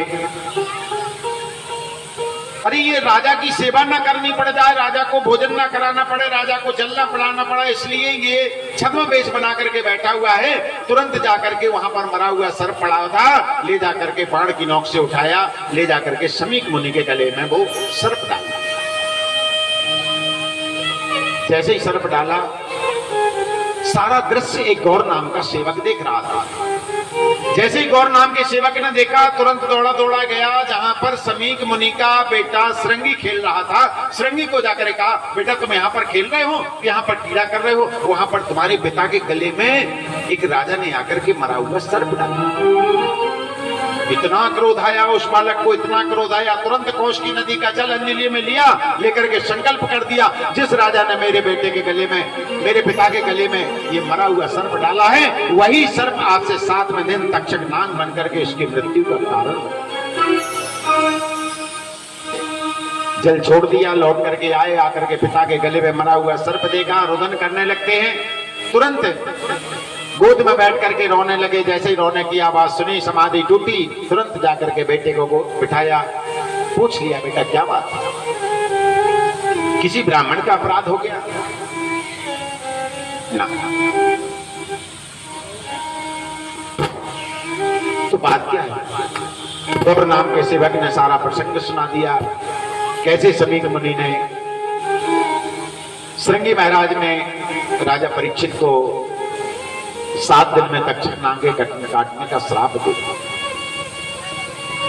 गोद में से उठा करके फेंक दिया। हे कुलंगार, हे दुष्ट, हमारे जैसे राजा को श्राप दे दिए तुम, हमारे जैसा धर्मात्मा राजा। परंतु जानते हैं, एक बार भगवान ब्राह्मण के अस्त्र से बचा सकते हैं, लेकिन आज जो वाणी रूपी वज्र निकल गया है, अब इससे कोई नहीं बचा पाएगा। तुरंत गौर नाम के सेवक से कहा कि जाओ जाकर के परीक्षित को सचेत करो कि अगर मृत्यु को सुधारना है तो कोई रास्ता खोज लो, क्योंकि अब वाणी निकल चुकी है, मिथ्या हो नहीं सकती। गौर नाम इधर परीक्षित जी महाराज अपने महल में पहुंचे। जाकर के जैसे ही मुकुट निकाला, मन में विचार किया कि अरे राम राम, जिन हाथों से मैं साधु संतों की सेवा करता था, उन्हीं हाथों से मैं साधु संतों का अपमान करके आया, मेरे को प्रायश्चित करना पड़ा। लेकिन मैं क्या प्रायश्चित करूं? बैठ करके सोच रहे हैं क्या प्रायश्चित करें। उसी समय पर गौर नाम का सेवक पहुंचा। उसने जाकर सारा प्रसंग सुनाया। महाराज, आपको 7 दिन में तक्षक नागे काटने का श्राप लग चुका है। परीक्षित जी महाराज गदगद हो गए। वाह, आज मैं 7 दिन के लिए अमर हो गया, अब 7 दिन तक मेरे को कोई मार नहीं सकता, क्योंकि ब्राह्मण ने श्राप क्या दिया? 7 दिन में तक्षक नाग, 7वें दिन तक्षक नाग आकर के, तो व्यक्ति जन्म भी 7 दिन में लेता है, मरता भी 7 दिन में। तब मैं तो 7 दिन के लिए अमर हो गया, मैं मर नहीं सकता। गदगद हो गए, तुरंत वैराग हो गए। अपने पुत्र जन्मेजय को सत्ता का भार सौंपा, उठे और चल देते हैं गंगा जी के पावन तट की ओर। जाकर के चले गंगा जी के पावन तट पर, जाकर के वट वृक्ष के नीचे जाकर के बैठ गए, समाधि लगा करके बैठे हुए हैं। अब जिसको भी मालूम चला कि हमारे महाराज को श्राप लग गया है, 7 दिन में तक्षक नागे काटना, सब दौड़े, आकृष्ट धावन, सब दौड़े, भैया मेरे महाराज को श्राप लगा, सब दौड़े गए। तो जो भी पहुंचता है महात्मा, वहां पर परीक्षित जी महाराज चरणों में गिर पड़ते हैं और प्रश्न करने लगते हैं, महाराज ये बताइएगा मरने वाले को क्या करना चाहिए? मरने वाले को क्या करना चाहिए? तो कोई कहता है यज्ञ करो, कोई कहता हवन करो, कोई कहता जप करो, कोई कहता पूजन करो। सब अपने अपने हिसाब से अपना अपना गुणा भाग लगा रहे हैं और सब बता रहे हैं कि भैया। और परीक्षित जी महाराज प्रश्न कर रहे हैं कि मरने वाले को क्या करना चाहिए। इतने में घटना घटी। तत्रावगत भगवान व्यास पुत्रो, मानो भगवान स्वयं वेद व्यास जी के पुत्र सुखदेव जी महाराज के रूप में उस सभा में प्रकट हो जाते हैं। बोलिए सुखदेव जी महाराज की। सुखदेव जी महाराज का आगमन हुआ। परीक्षित जी महाराज ने एक पल का विलंब नहीं किया, उठे जाकर के साष्टांग चरणों में गिर पड़ते हैं और जैसे ही गिरे सो उठाया, तुरंत प्रश्न कर दिया, महाराज मरने वाले को क्या करना चाहिए? और यहाँ पर भागवत का पहला स्कंद पूर्ण हो जाता है। बोलिए वृंदावन बिहारी लाल की राधे गोविंदा, जय जय राधे गोविंदा, राधे गोविंदा, जय जय राधे गोविंदा, राधे गोविंदा, जय जय राधे गोविंदा, राधे गोविंदा, जय जय राधे गोविंदा, नटवरना कर नंदा, जय जय राधे गोविंदा, नटवरना कर नंदा, जय जय राधे गोविंदा, नटवरना कर नंदा, जय जय राधे गोविंदा, नटवरना कर नंदा, जय जय राधे गोविंदा, राधे गोविंदा, जय जय राधे गोविंदा, राधे गोविंदा, जय जय राधे गोविंदा।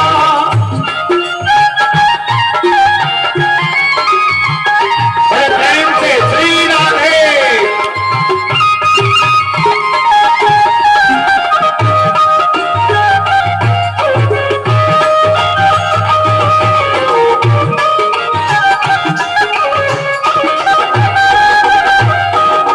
राधे गोविंदा, जय राधे गोविंदा, राधे गोविंदा, जय जय राधे गोविंदा, राधे गोविंदा, जय जय राधे गोविंदा, राधे गोविंदा, जय जय राधे गोविंदा, राधे गोविंदा, जय जय राधे गोविंदा, राधे गोविंदा, जय जय राधे गोविंदा, जय राधे गोविंदा, राधे गोविंदा, जय जय राधे गोविंदा। बोलिए गोविंद भगवान की बोले वृंदावन बिहारी लाल की जय हो। तो प्रश्न किया है मरने वाले को क्या करना चाहिए, और यहाँ पर भागवत का पहला स्कंद पूर्ण होता है। अब ये बात ध्यान रखना कि बस यहाँ से ही भागवत की कथा का शुभारंभ सुखदेव जी महाराज की वाणी से शुभारंभ होना है। तो प्रश्न क्या है कि मरने वाले को क्या करना चाहिए। आज पहला प्रश्न किसने किया है? परीक्षित जी महाराज ने पहला प्रश्न किया है कि मरने वाले को क्या करना चाहिए। और अंतिम प्रश्न जो किया जाएगा भागवत में, वो अंतिम प्रश्न सुखदेव जी महाराज परीक्षित जी को करते हैं। बस इन दोनों के प्रश्नों के बीच की कथा का नाम ही भागवत की कथा है। और जो ये सुन लेता है, भागवत की कथा को हृदयंगम कर लेता है, बस उसका जीवन धन्य हो जाता है। बोलिए भक्तवत्सल भगवान की। तो अब यहाँ से सुखदेव जी महाराज की वाणी से कथा का शुभारंभ होता है कि सुखदेव जी महाराज कह रहे हैं कि बरियाने स्ते प्रश्ना कृतो लोक हितम नृपा आत्मवित सम्मताम पुंसा श्रोतव्यादिशयापसाम। राजन बरियाने स्ते प्रश्ना, तुमने जो प्रश्न किया है ना, ये लोक हित के लिए, जग के कल्याण के लिए तुमने उत्तम प्रश्न किया। क्योंकि मरने वाले तुम अकेले नहीं हैं, यहां जो आया है वो मरेगा। यहां पर जो भी आया है वो मरेगा मरेगा मरेगा। लेकिन किसी से कहो कि दादा तुम मरने वाले हो, तो क्या कोई मानेगा? तो गालियां लग देगा। कोई मानने ही नहीं चाहता, तैयार ही नहीं है कि मैं मारूंगा। जैसे कबूतर को बिल्ली दिखाई दे जाए तो कबूतर क्या करता है? कबूतर नेत्र बंद कर लेता है कि बिल्ली है ही नहीं। तो कबूतर के नेत्र बंद करने से बिल्ली भागती है क्या? अरे बिल्ली भागती नहीं, वो आकर के कबूतर को अपने मुख का ग्रास बना लेती है। उसी प्रकार से ये मृत्यु रूपी बिल्ली निरंतर हमारी तरफ बढ़ती आ रही है और हम बैठे हुए अभी तुम्हें जवाब यही सोचकर बैठे, अभी तुम्हें जवाब। किसी से कहो कि दादा तुम जाने वाले हो तो दादा चिल्ला पड़ेगा, अरे कोई मानने को तैयार नहीं है कि मैं मरूंगा, मरूंगा। लेकिन यहां जो भी आया है वो मरेगा मरेगा मरेगा मरेगा। और अगर मृत्यु को सुधारना है तो राजन 3 सूत्रों को जीवन में उतारना कि तस्मात् भारत सर्वात्मा भगवान ईश्वरो हरि। राजन ये चराचर जगत जो है ना, ये भगवान की माया है, ये परमात्मा की माया है, ये साक्षात नारायण की प्रतिमूर्ति है। हमें जो भी दिखाई दे रहा है उसकी लीला देखिए। आप सो रहे हैं, दरवाजे में वृक्ष लगा हुआ है, सुबह जब आप बाहर निकलते हैं तो बढ़िया उसमें फूल खिले। कहां से खिले? किसने लगा दिया? बढ़िया उन जो पुष्प वृक्षों में लगे हुए उससे बढ़िया सुगंध निकलती है, मन को मोहित करती। ये कौन कर रहा है? अरे एक छोटी सी गाड़ी चलाने के लिए तो ड्राइवर की आवश्यकता होती, पर इतनी बड़ी दुनिया चलाने के लिए कौन चला रहा है?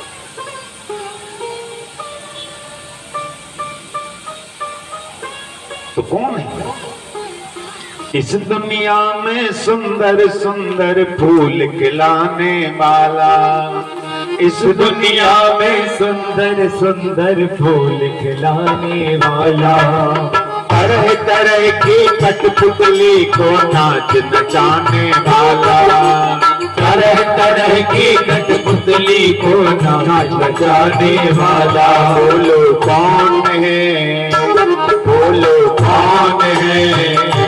बोलो कौन है? बोलो कौन है? सब कुछ करता रहता फिर भी कौन है? फिर भी कौन है? कौन है? सब कुछ करता लेकिन फिर भी कौन है? फिर भी कौन है?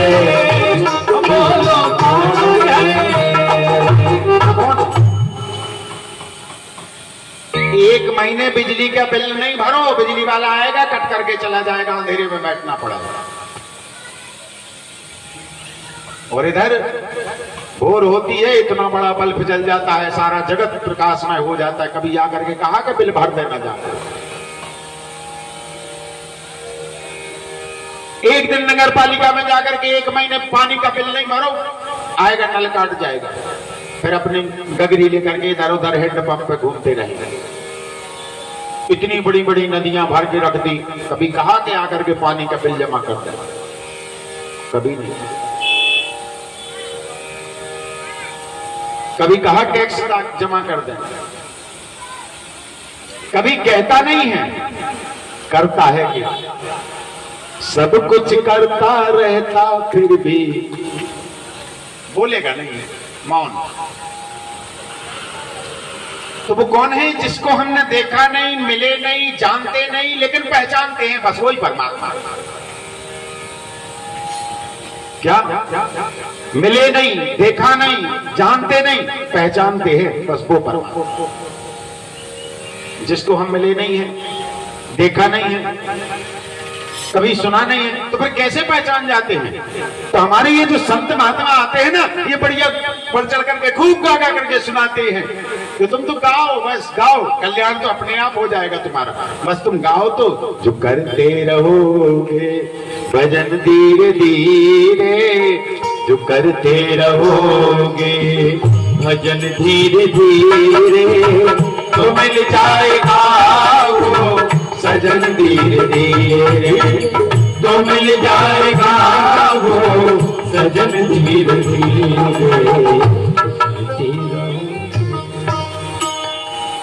धीरे धीरे धीरे धीरे निरंतर अभ्यास करते रहो, लगे रहो लगे रहो लगे रहो।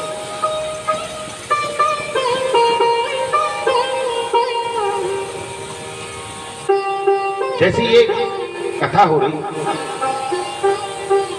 ये कथा जो आज दिखाई दे रही है, ये धीरे धीरे धीरे धीरे बस इसी लगन का परिणाम है कि ये नन्हा सा पौधा एक बार रोप दिया, एक बार लगा दिया था नन्हा सा पौधा।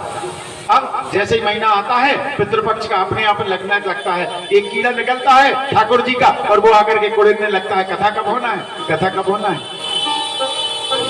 कथा हो जाती है। क्यों राधा जी, ठीक कह रहा था।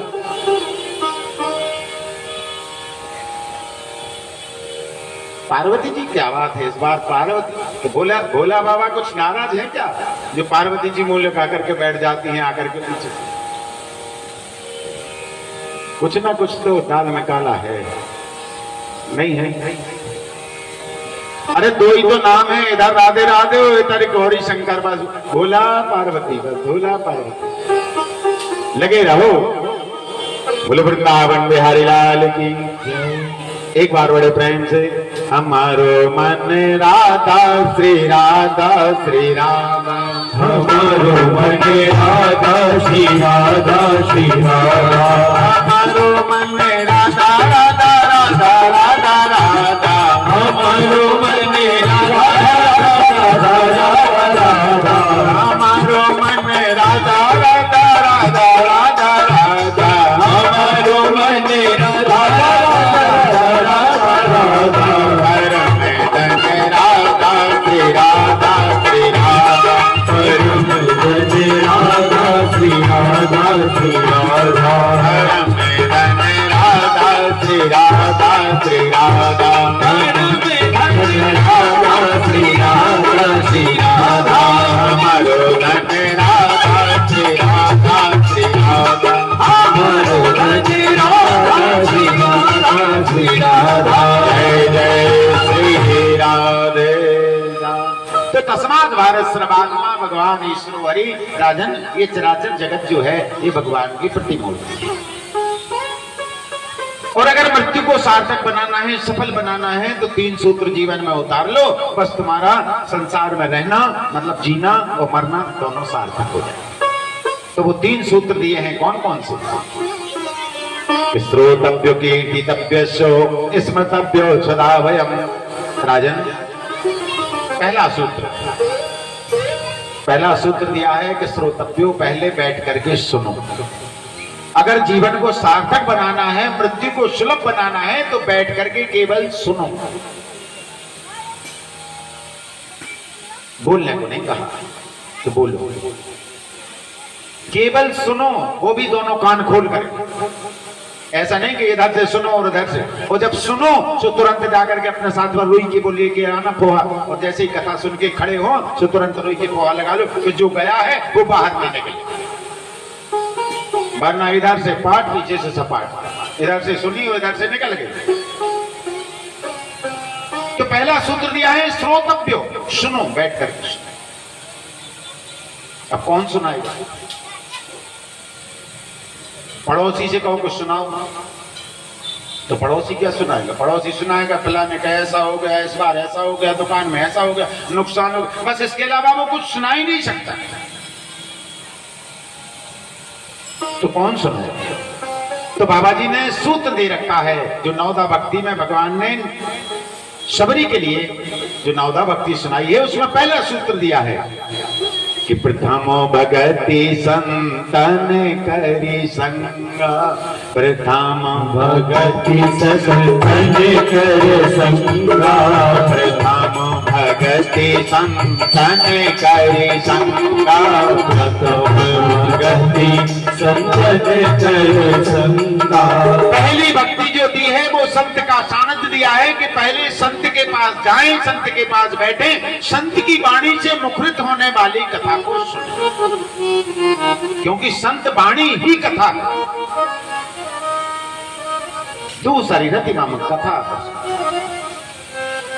जब संत के पास जाकर के बैठोगे, अपने आप तुम्हें कुछ ना कुछ तो मिलेगा ही, सुनने को कुछ ना कुछ तुम्हें, और जो मिले बस वो कथा है, क्योंकि संत की कोप में कृपा है, करुणा में कृपा है। इसलिए सूत्र दे दिया, प्रथम भगति संतन कर संगा, पहले संत के पास जाओ आपको कथा अपने आप मिल जाएगी। श्रोतव्य, सुनने की जो आपकी लालसा है, जो सुनने का जो पहला सूत्र है, वो आपको कहां मिलेगा? पहले संत के पास चाहिए। लेकिन ध्यान रखना, ये भी कह दिया कि बिनु हरि कृपा मिला ही नहीं संता। जब तक परमात्मा की कृपा नहीं होगी तब तक संत नहीं मिलेंगे। अब ये भी कह दिया कि संत मिलेगा तो कथा मिलेगी, और ये भी कह दिया कि परमात्मा की कृपा नहीं होगी तो संत नहीं मिलेगा।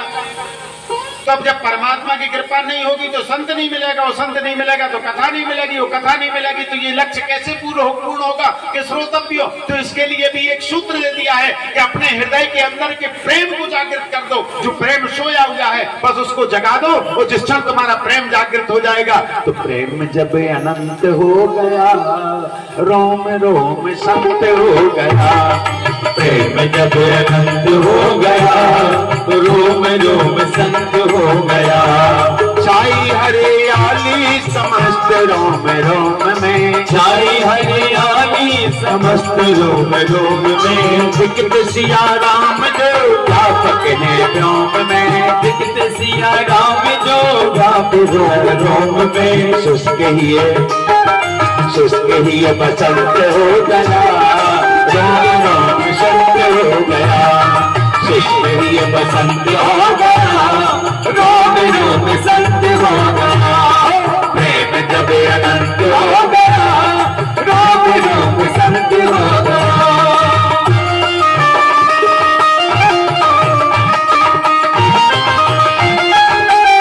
बड़े प्रेम से श्री राधे।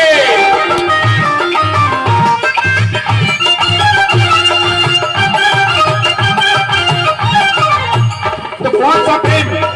अरे प्रेम करते हैं हम किसको करते? अपने परिवार को करते हैं, माता पिता को करते हैं, बच्चों को करते, पत्नी को करते। बोले इनको नहीं, ये तो प्रेम, इनका तो स्वाभाविक प्रेम है।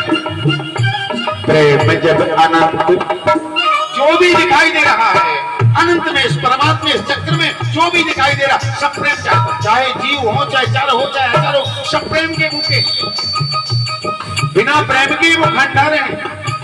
आपके हाथ में मोबाइल है, आजकल सबसे प्रिय वस्तु है मोबाइल। सब विधि है उसी में, मोबाइल में। पता लगा कि बच्चे सो रहे हैं तो उससे डाक करके मोबाइल चला रहे हैं, रात भर नहीं सो। सबसे प्रिय वस्तु। लेकिन कब तक है वो मोबाइल प्रिय? जब तक वो चल रहा है, जब तक वो तुम्हारे हाथ में है, जब तक तुम उसको प्रेम कर रहे, जब तक तुम उसको सुरक्षित रख रहे। जिस क्षण वो गिर जाएगा, टूट जाएगा, फिर उससे तुम्हारी आसक्ति तुरंत खत्म हो जाएगी। उसी प्रकार से ये चराचर जगत जो हमें दिखाई दे रहा है, जब तक इसमें आसक्ति रहेगी परमात्मा की प्राप्ति निश्चित हो जाएगी। और इस जगत को अगर हम दुर्भाव से देखेंगे, केवल अपनों को छोड़ करके बाकी से हम ईर्षा करेंगे, तो प्रेम हमारा प्रकट नहीं हो सकता। इसलिए अनंत में प्रेम जब अनंत हो गया, रोम रोम संत हो गया। प्रेम जब अनंत हो गया, रोम रोम संत हो गया। रोम रोम संत हो गया, रोम रोम संत हो गया। रोम रोम संत हो गया, रोम रोम संत हो गया। तो प्रथम भगति संतन कर संगा, दूसरे दिमम कथा प्रसंगा। श्रोतव्य कीर्ति तप्यस्य, पहले सुनो। कौन सुनाएगा? बोले कथा। कौन सुनाएगा? संत सुनाएगा। संत कहाँ मिलेगा? परमात्मा की कृपा होगी तब मिलेगा, नहीं होगी तो नहीं मिलेगा। लेकिन संत कैसे बनेंगे? बोले अपने अंदर के प्रेम को जगाएंगे, चराचर जगत को एक नजर से प्रेम की दृष्टि से हम चराचर जगत को देखेंगे, स्वयं संत बन जाएंगे, फिर किसी चीज की आसक्ति नहीं रह जाएगी। फिर अपने आप जय जय कृष्ण कथा, जय श्री कृष्ण कथा, जय जय कृष्ण कथा, जय श्री कृष्ण कथा। इसे श्रवण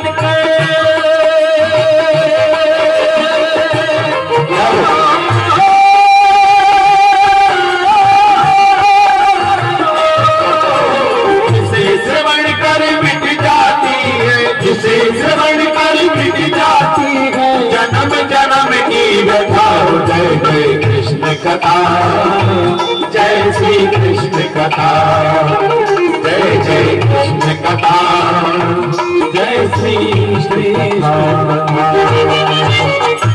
तीनों चीजें एक साथ प्राप्त प्राप्त हो गई। कौन कौन सी? श्रोतव्यो कीर्तितव्यो स्मृतव्यो सदा में। पहले सुनो, सुनने सुनाने वाला ना मिले तब क्या करे? तो दूसरा सूत्र दे दिया, कीर्तन कर। अब कीर्तन भी ऐसे हो जाता क्या? कीर्तन करने को भी ये तबला ढोलक मजीरा ये सब चाहिए कि नहीं चाहिए? अब कीर्तन करने के लिए अब बुलाओ किसी को, भैया चलो आओ कीर्तन हो जाए, सुबह कीर्तन की जगह कीर्तन करने बैठ जाते हैं। आए थे भजन करने के लिए, आए थे हरि भजन को होटल लगे कपास। मैंने देखा कि माताएं बैठती है, कभी कभी वो भजन करने के लिए जाती हैं और पता लगा कि वो लड़ जाती हैं। अब वो क्योंकि वो तो स्वभाव है भाई, जहां बैठेंगे दो चार वो तो एक दूसरे की थोड़ी बहुत बुराई हो ही जाती है। आए थे हरि भजन को और होटल लगे कपास। अब आए थे, बैठे थे कीर्तन करने के लिए और वो कीर्तन में बदल गया तो फिर गड़बड़ हो जाएगी। तो पहला सूत्र है श्रोतव्य, पहले सुनो। सुनाने, जब परीक्षित ने प्रश्न किया महाराज सुनाने वाला ना मिले तब क्या करना चाहिए? तो दूसरा सूत्र दे दिया, कीर्तन करो। अब कीर्तन कैसे होगा? कीर्तन करने के लिए भी तबला मजीरा बोले जरूरत नहीं। आप भोजन बना रहे हैं, प्रेम आपके हृदय में है उस परमात्मा के प्रति, तो आपका मन सुत है अपने आप चलने लगेगा। हरे राम राम राम सीता राम राम राम, हरे राम राम राम सीता राम राम राम, हरे राम राम राम सीता राम राम राम, हरे राम राम राम सीता राम राम राम, सीता राम राम राम, सीता राम राम राम, सीता राम राम राम, सीता राम राम राम। तो भजन कार्य कर रहे हैं, रोज भोजन बना रहे, बस भजन करते जाओ, का चलता रहे कीर्तन। बोले महाराज अगर कीर्तन में भी मन ना लगे तब क्या करना चाहिए? तो तीसरा सूत्र दे दिया, स्मृत। कैसे भगवान ने 6 दिन के थे, पूतना को मार दिया, जरा से बड़े हुए तृणावर्त का उद्धार कर दिया। 7 वर्ष की अवस्था में 7 कोस लंबे चौड़े गिरिराज महाराज को भगवान ने अपनी उंगली के नख पर धारण कर लिया। भगवान की दिव्य लीलाओं का चिंतन करता है। माने तीनों चीजें प्राप्त हो रही, श्रोतव्य, संत की कृपा होती है, परमात्मा की कृपा होती है, कथा मिलती है, कथा से मन में कीर्तन करने का भाव जागृत हो जाता है, और जब भाव जागृत होता है तो परमात्मा की दिव्य लीलाएं करने लगते हैं। माने मन हिलोरे भरने लगता है।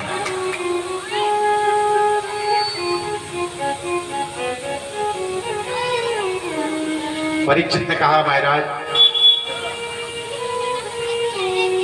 ये बताइएगा कि मैं क्या करूं, मेरी जिंदगी के केवल 7 दिन बचे। आपको मालूम है 7 दिन में दक्षिण नांगे काटने का श्राप है। मैं क्या करूं? अब कहां कीर्तन करने जाऊं, कहां कथावाचक को कथा वक्ता को खोजूं? तब परीक्षित जी महाराज को सुखदेव जी महाराज बोल पड़ते हैं, राजन चिंता न करो राजन, 7 दिन बाकी, अभी घड़ी भर में ही परलोक सुधर जाता है। राजन अरे तुम क्या को चिंता कर रहे हो? तुम्हारा उद्धार करने के लिए तो भगवान ने मुझे भेज दिया है। तो तुम्हें मालूम है खट्टवांग राजा 2 घड़ी में मुक्ति को प्राप्त कर लिया, और अब तुम्हें तो अभी 7 दिन तक रहना। बस जैसे ही सुना परीक्षित जी महाराज का मनोबल बढ़ गया, तुरंत प्रश्न कर दिया, महाराज ये बताइएगा कि भगवान का स्मरण कैसे करना चाहिए? तो सुखदेव जी महाराज कहते हैं भगवान का स्मरण करने के लिए भी 4 बातों का ध्यान रखना। कौन कौन सी? सबसे पहले तो मन की चंचलता को दूर करो। ये मन बड़ा चंचल है, ला करके बिठा तो देता है, चलो ये कथा में चल रहा है, ले आएगा, अरे कथा हो रही फलाने जगह पर, कथा सुनने के लिए बहू से चिल्ला करके कहेंगे बहू कथा में जाएंगे, और कथा में आकर के बैठी और मन ले गया सो बाजार में, ला करके बाजार में जाकर के चाट के ठेले पे खड़ा हो। अब कथा गई या कोई परिचित पड़ोसन में लगी, पड़ोसन में तुमने बुलाई, तुमने मेरे को बताई, तुम आगे हमको बुला लेते। अब ना तो वो कथा सुनेगी ना सुनने देगी। तो पहले प्राणायाम के द्वारा मन की चंचलता को दूर करो, क्योंकि मन कैसा है, जल की मन की एक गति। जल हमेशा जहां ढलान होता है वहां अपने आप धुल जाता है, उसी प्रकार से मन जहां हमारा वासनाएं होती हैं अपने आप वासनाओं की तरफ आकर्षित होता है। क्योंकि संसार में दो ही मार्ग हैं, एक नीति का, एक अनीति का। नीति का मार्ग जो है उसमें कंठ का कीण मार्ग है, उसमें जगह एक एक पग पर आपको कष्ट का अनुभव होगा। नीति के मार्ग में आप एक कदम बढ़ाइएगा आपको बुराइयों के अलावा कुछ नहीं मिलने वाला है, लेकिन अनीति का जो मार्ग है वो खींचेगा। कथा कराने के लिए आप बार बार जाएंगे, भैया फलानी जगह पे कथा हो रही है, आपको आना है, इसमें सहयोग करना आपको। अरे वो कहेंगे अब जब समय मिलेगा, कौन आ रहा है, पहले तो आपसे प्रश्नों की झड़ी लगा देंगे, कौन आ रहा है, कहाँ से आ रहा है, कौन करा रहा है, कैसी हो रही है, कौन पंडित जी है, अरे ऐसी कथा तो मैंने बहुत सुनी है ऐसी। अब फिर आप कहेंगे नहीं नहीं आप आइएगा तो ठीक है, समय मिलेगा तो जरूर आइएगा। लेकिन शराब का दुकानदार शराब की दुकान खुली तो कभी पत्र लेकर के नहीं आया, कार्ड लेकर के नहीं आया कि हमारी दुकान खुल रही, आकर के उद्घाटन में आ जाना हमारी दुकान पे, कभी नहीं आया। लेकिन शाम होती है और अपने आप मेला लग जाता है। तो नीति के मार्ग जो है वो कंठ का कीण मार्ग है, और अनीति का मार्ग जो वो आकर्षित करता है, वो आकर्षित करता, खींच लेता। तो पहले इस मन को केंद्रित करते, प्राणायाम के द्वारा मन की चंचलता को रोको, क्योंकि जल की मन की एक गति है नीचे को जाए। पानी हमेशा ढलान की तरफ अपने आप ढल जाएगा, पानी को ले नहीं जाना पड़ेगा। उसी प्रकार से हमारा मन वासनाओं की तरफ अपने आप चला जाएगा। लेकिन ध्यान रखना, पानी अगर दूध में मिल जाए तो क्या होगा, दूध बन जाएगा। और वही पानी अगर धरती में गिर जाए तो कीचड़ बन जाएगा। तो पानी अगर दूध में मिलता है तो दूध बनता है, और दूध में अगर पानी मिलता है तो भी दूध बनता है।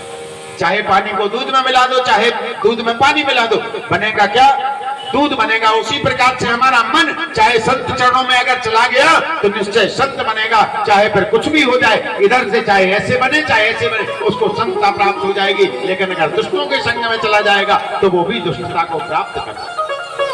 तो पानी अगर दूध में मिल जाता है तो दूध के भाव में चला जाता है। उसी प्रकार से मन अगर संत चरणों में लग जाता है तो संत कृपा का पात्र बन करके परम पद का भागीदार बन जाता है। बोलिए भक्त वत्सल भगवान की जय, बोलो संत भगवान की जय। तो जहां तक हो सके मन को संत चरणों में लगाने का प्रयास करें।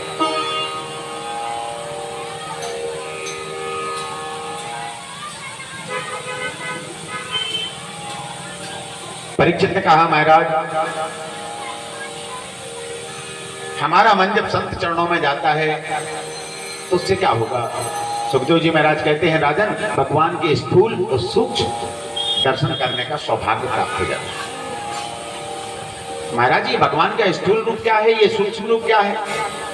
तो सुखदेव जी महाराज कहते हैं, जो चराचर जगत में हमें दिखाई दे रहा है ये भगवान का स्थूल रूप है, और जो हमें दिखाई नहीं दे रहा है वो भगवान का सूक्ष्म रूप है। माने दृश्य अदृश्य हर परिस्थिति में परमात्मा की कृपा का अनुभव हमें होना चाहिए, कल्याण होने में देर नहीं लगती। परीक्षित ने फिर प्रश्न किया, महाराज संसार में आए हैं, मन वासनाओं में लिप्त होता है, तो अगर किसी वस्तु की लालसा अगर हमारे मन में हो जाए तो किस वस्तु की कामना के लिए किस देवता की आराधना करनी चाहिए। तो सुखदेव जी महाराज कहते हैं, राजन वैसे तो किसी वस्तु की कामना ही नहीं करनी चाहिए, क्योंकि भगवान जो वस्तु हमारे लिए हितकर होती है वो बिना मांगे ही मिल जाती है, उसमें कितना भी कोई प्रयास करने की आवश्यकता नहीं पड़ती। लेकिन जो वस्तु हमारे लिए हितकारी नहीं होगी, चाहे हम कितना भी प्रयास करें, वो वस्तु हमें मिलती नहीं।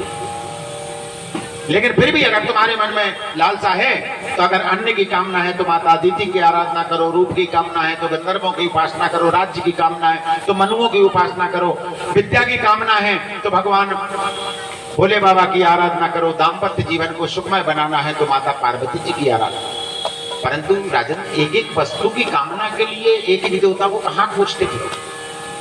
अरे मैं तो कहता हूं कि अगर वृक्ष को हरा भरा रखना है तो जड़ में पानी डालो, वृक्ष अपने आप हरा भरा बन रहा है। अब जड़ सूख जाए और पत्तों में पानी डालते रहो तो क्या होगा, तुम कितना भी पानी डालते रहो एक दिन ऐसा आएगा कि वो वृक्ष सूख जाएगा। तो उसी प्रकार से हमारा जो सनातन धर्म है ना, ये सनातन धर्म की जड़ जो है एक मूलम विष्णुदेव। भगवान नारायण हमारे सनातन धर्म की जड़ है। नारायण की सेवा करो, सारे के सारी वस्तुएं आपको स्वतः ही प्राप्त हो जाएगी। बस आराधना केवल नारायण का। लेकिन ध्यान रखना, हमारे नारायण का स्वभाव बड़ा विचित्र है। जो वस्तु तुम्हारे लिए हित करनी वो तुम कितना भी प्रयास करो, वो मिलने वाली नहीं। नारद जी तो पहुंच गए थे एक बार भगवान के, महाराज आपने तो इतने विवाह कर लिए 16,108 और अपने राम की एक ही, अरे कम से कम एक आध के जुगाड़ को लग जाए। भगवान ने कहा ठीक है, देख लो कोई लड़की पसंद आ जाए, विवाह करा दो। नारद जी गए, भगवान स्वयं विश्व सुंदरी बनकर के बैठ गए, विश्व मोहिनी रूप धारण कर लिया। नारद जी ने देखा, मोहित हो गए, दौड़े दौड़े आए भगवान के पास, महाराज मैंने देख लिया, लड़की पसंद कर ली। अच्छा, अब आप जैसी सुंदरता मिल जाए। भगवान ने तुरंत चतुर्भुज रूप प्रदान कर दिया नारद जी को, चतुर्भुज रूप, लेकिन मुंह बंदर का लगा। अब विश्व सुंदरी लेके विश्व मोहिनी रूप भगवान ने धारण किया, अपना जयमाला लेकर के चले। अब नारद जी महाराज बैठे हुए हैं तो अपना बार बार मुंह दिखा रहे हैं। किसी ने देखा कि ये बंदर बार बार अपना मुंह दिखा रहा, तुरंत दर्पण लेकर के आया, लो जरा अपना मुंह तो देख लो भैया दर्पण में, ये काय को बार बार मुंह दिखा रहे हो। और जैसे मुंह देखा तो देखा है मुंह तो बंदर का लगा। तुरंत भगवान को श्राप दे दिया। भगवान ने श्राप को सिरोधारी किया, लेकिन जो बात हितकारी नहीं थी भगवान ने विवाह नहीं, क्योंकि भगवान वही करते हैं जैसा हम भगवान का भजन करते हैं। हम भजन भी तो वैसे ही करते हैं ना, कि तुमेव माता च पिता तुमेव। सबसे पहला सूत्र है तुमेव माता। माँ का स्वभाव कैसा होता है? माँ बाजार गई, मिठाई लेकर के आई, घर में पहुंची, बच्चा बीमार है, देख लिया कि बालक बीमार है, मिठाई खाएगा तो इसको नुकसान हो जाएगा। फिर वो बालक कितनी भी जिद करे, कितना भी रोए, वो मिठाई नहीं मिलेगी बालक को। लेकिन अगर माँ ने देख लिया बेटा स्वस्थ है, मिठाई खाने से इसको आनंद होगा, तो माँ स्वयं नहीं खाएगी, पहले बालक को खिलाएगी। उसी प्रकार से गोविंद का स्वभाव है कि जो वस्तु तुम्हारे लिए हितकर है वो मिलने में देर नहीं लगने वाली, लेकिन जो तुम्हारे लिए हितकर नहीं है, तुम कितने भी हाथ पैर चलाओ, वो वस्तु तुम्हें मिलेगी नहीं। बोलो वृंदावन बिहारी लाल की। जोर से बोलना पड़ेगा, वृंदावन बिहारी लाल की। प्रेम से बोलना पड़ेगा, वृंदावन बिहारी लाल की। मिलके बोलना पड़ेगा, वृंदावन बिहारी लाल की। दोनों हाथ उठाकर कहना पड़ेगा, जय जय श्री राधे गोविंद मेरो है, गोपाल मेरो है, गोविंद मेरो है, गोपाल मेरो है। मीना के बिहारी नंदलाल मेरो है, मीना के बिहारी नंदलाल मेरो है, मीना के बिहारी नंदलाल मेरो है, मीना के बिहारी नंदलाल मेरो है। गोविंद मेरो है, गोपाल मेरो है, गोविंद मेरो है, गोपाल मेरो है।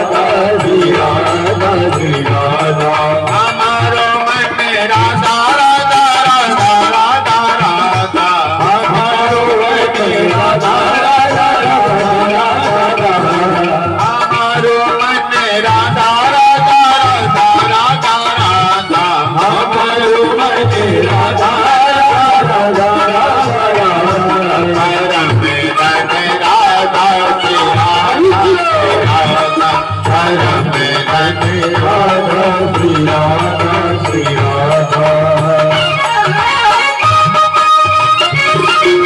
बड़े प्रेम से श्री राधे।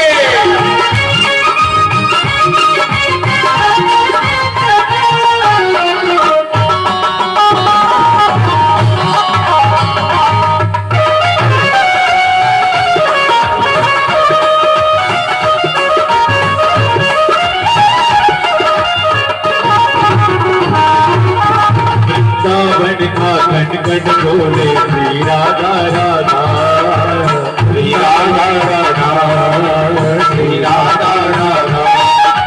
ब्रज की लता पता भी बोले श्री राधा राधा, श्री राधा राधा, श्री राधा राधा। हाँ श्री राधा राधा, श्री राधा राधा, श्री राधा राधा, श्री राधा राधा। हाँ श्री राधा राधा, श्री राधा राधा, श्री राधा राधा, श्री राधा राधा।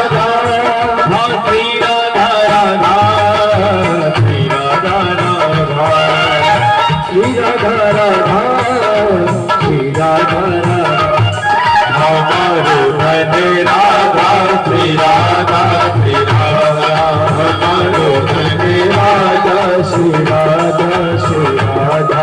परम धन राधा श्री राधा श्री राधा, परम धन राधा श्री राधा श्री राधा। हमारो धन राधा श्री राधा श्री राधा, हमारो धन राधा श्री राधा। जय जय श्री राधे। परीक्षित ने पुनः प्रश्न किया, महाराज बताइएगा भगवान सृष्टि कैसे करते हैं। और जब सृष्टि विषय प्रश्न आया तब सुखदेव जी महाराज को याद आया, मैंने इनको भागवत की कथा सुनाना शुरू तो कर दिया लेकिन मैंने मंगलाचरण तो किए ही। सुखदेव जैसा संत मंगलाचरण करना भूल गए।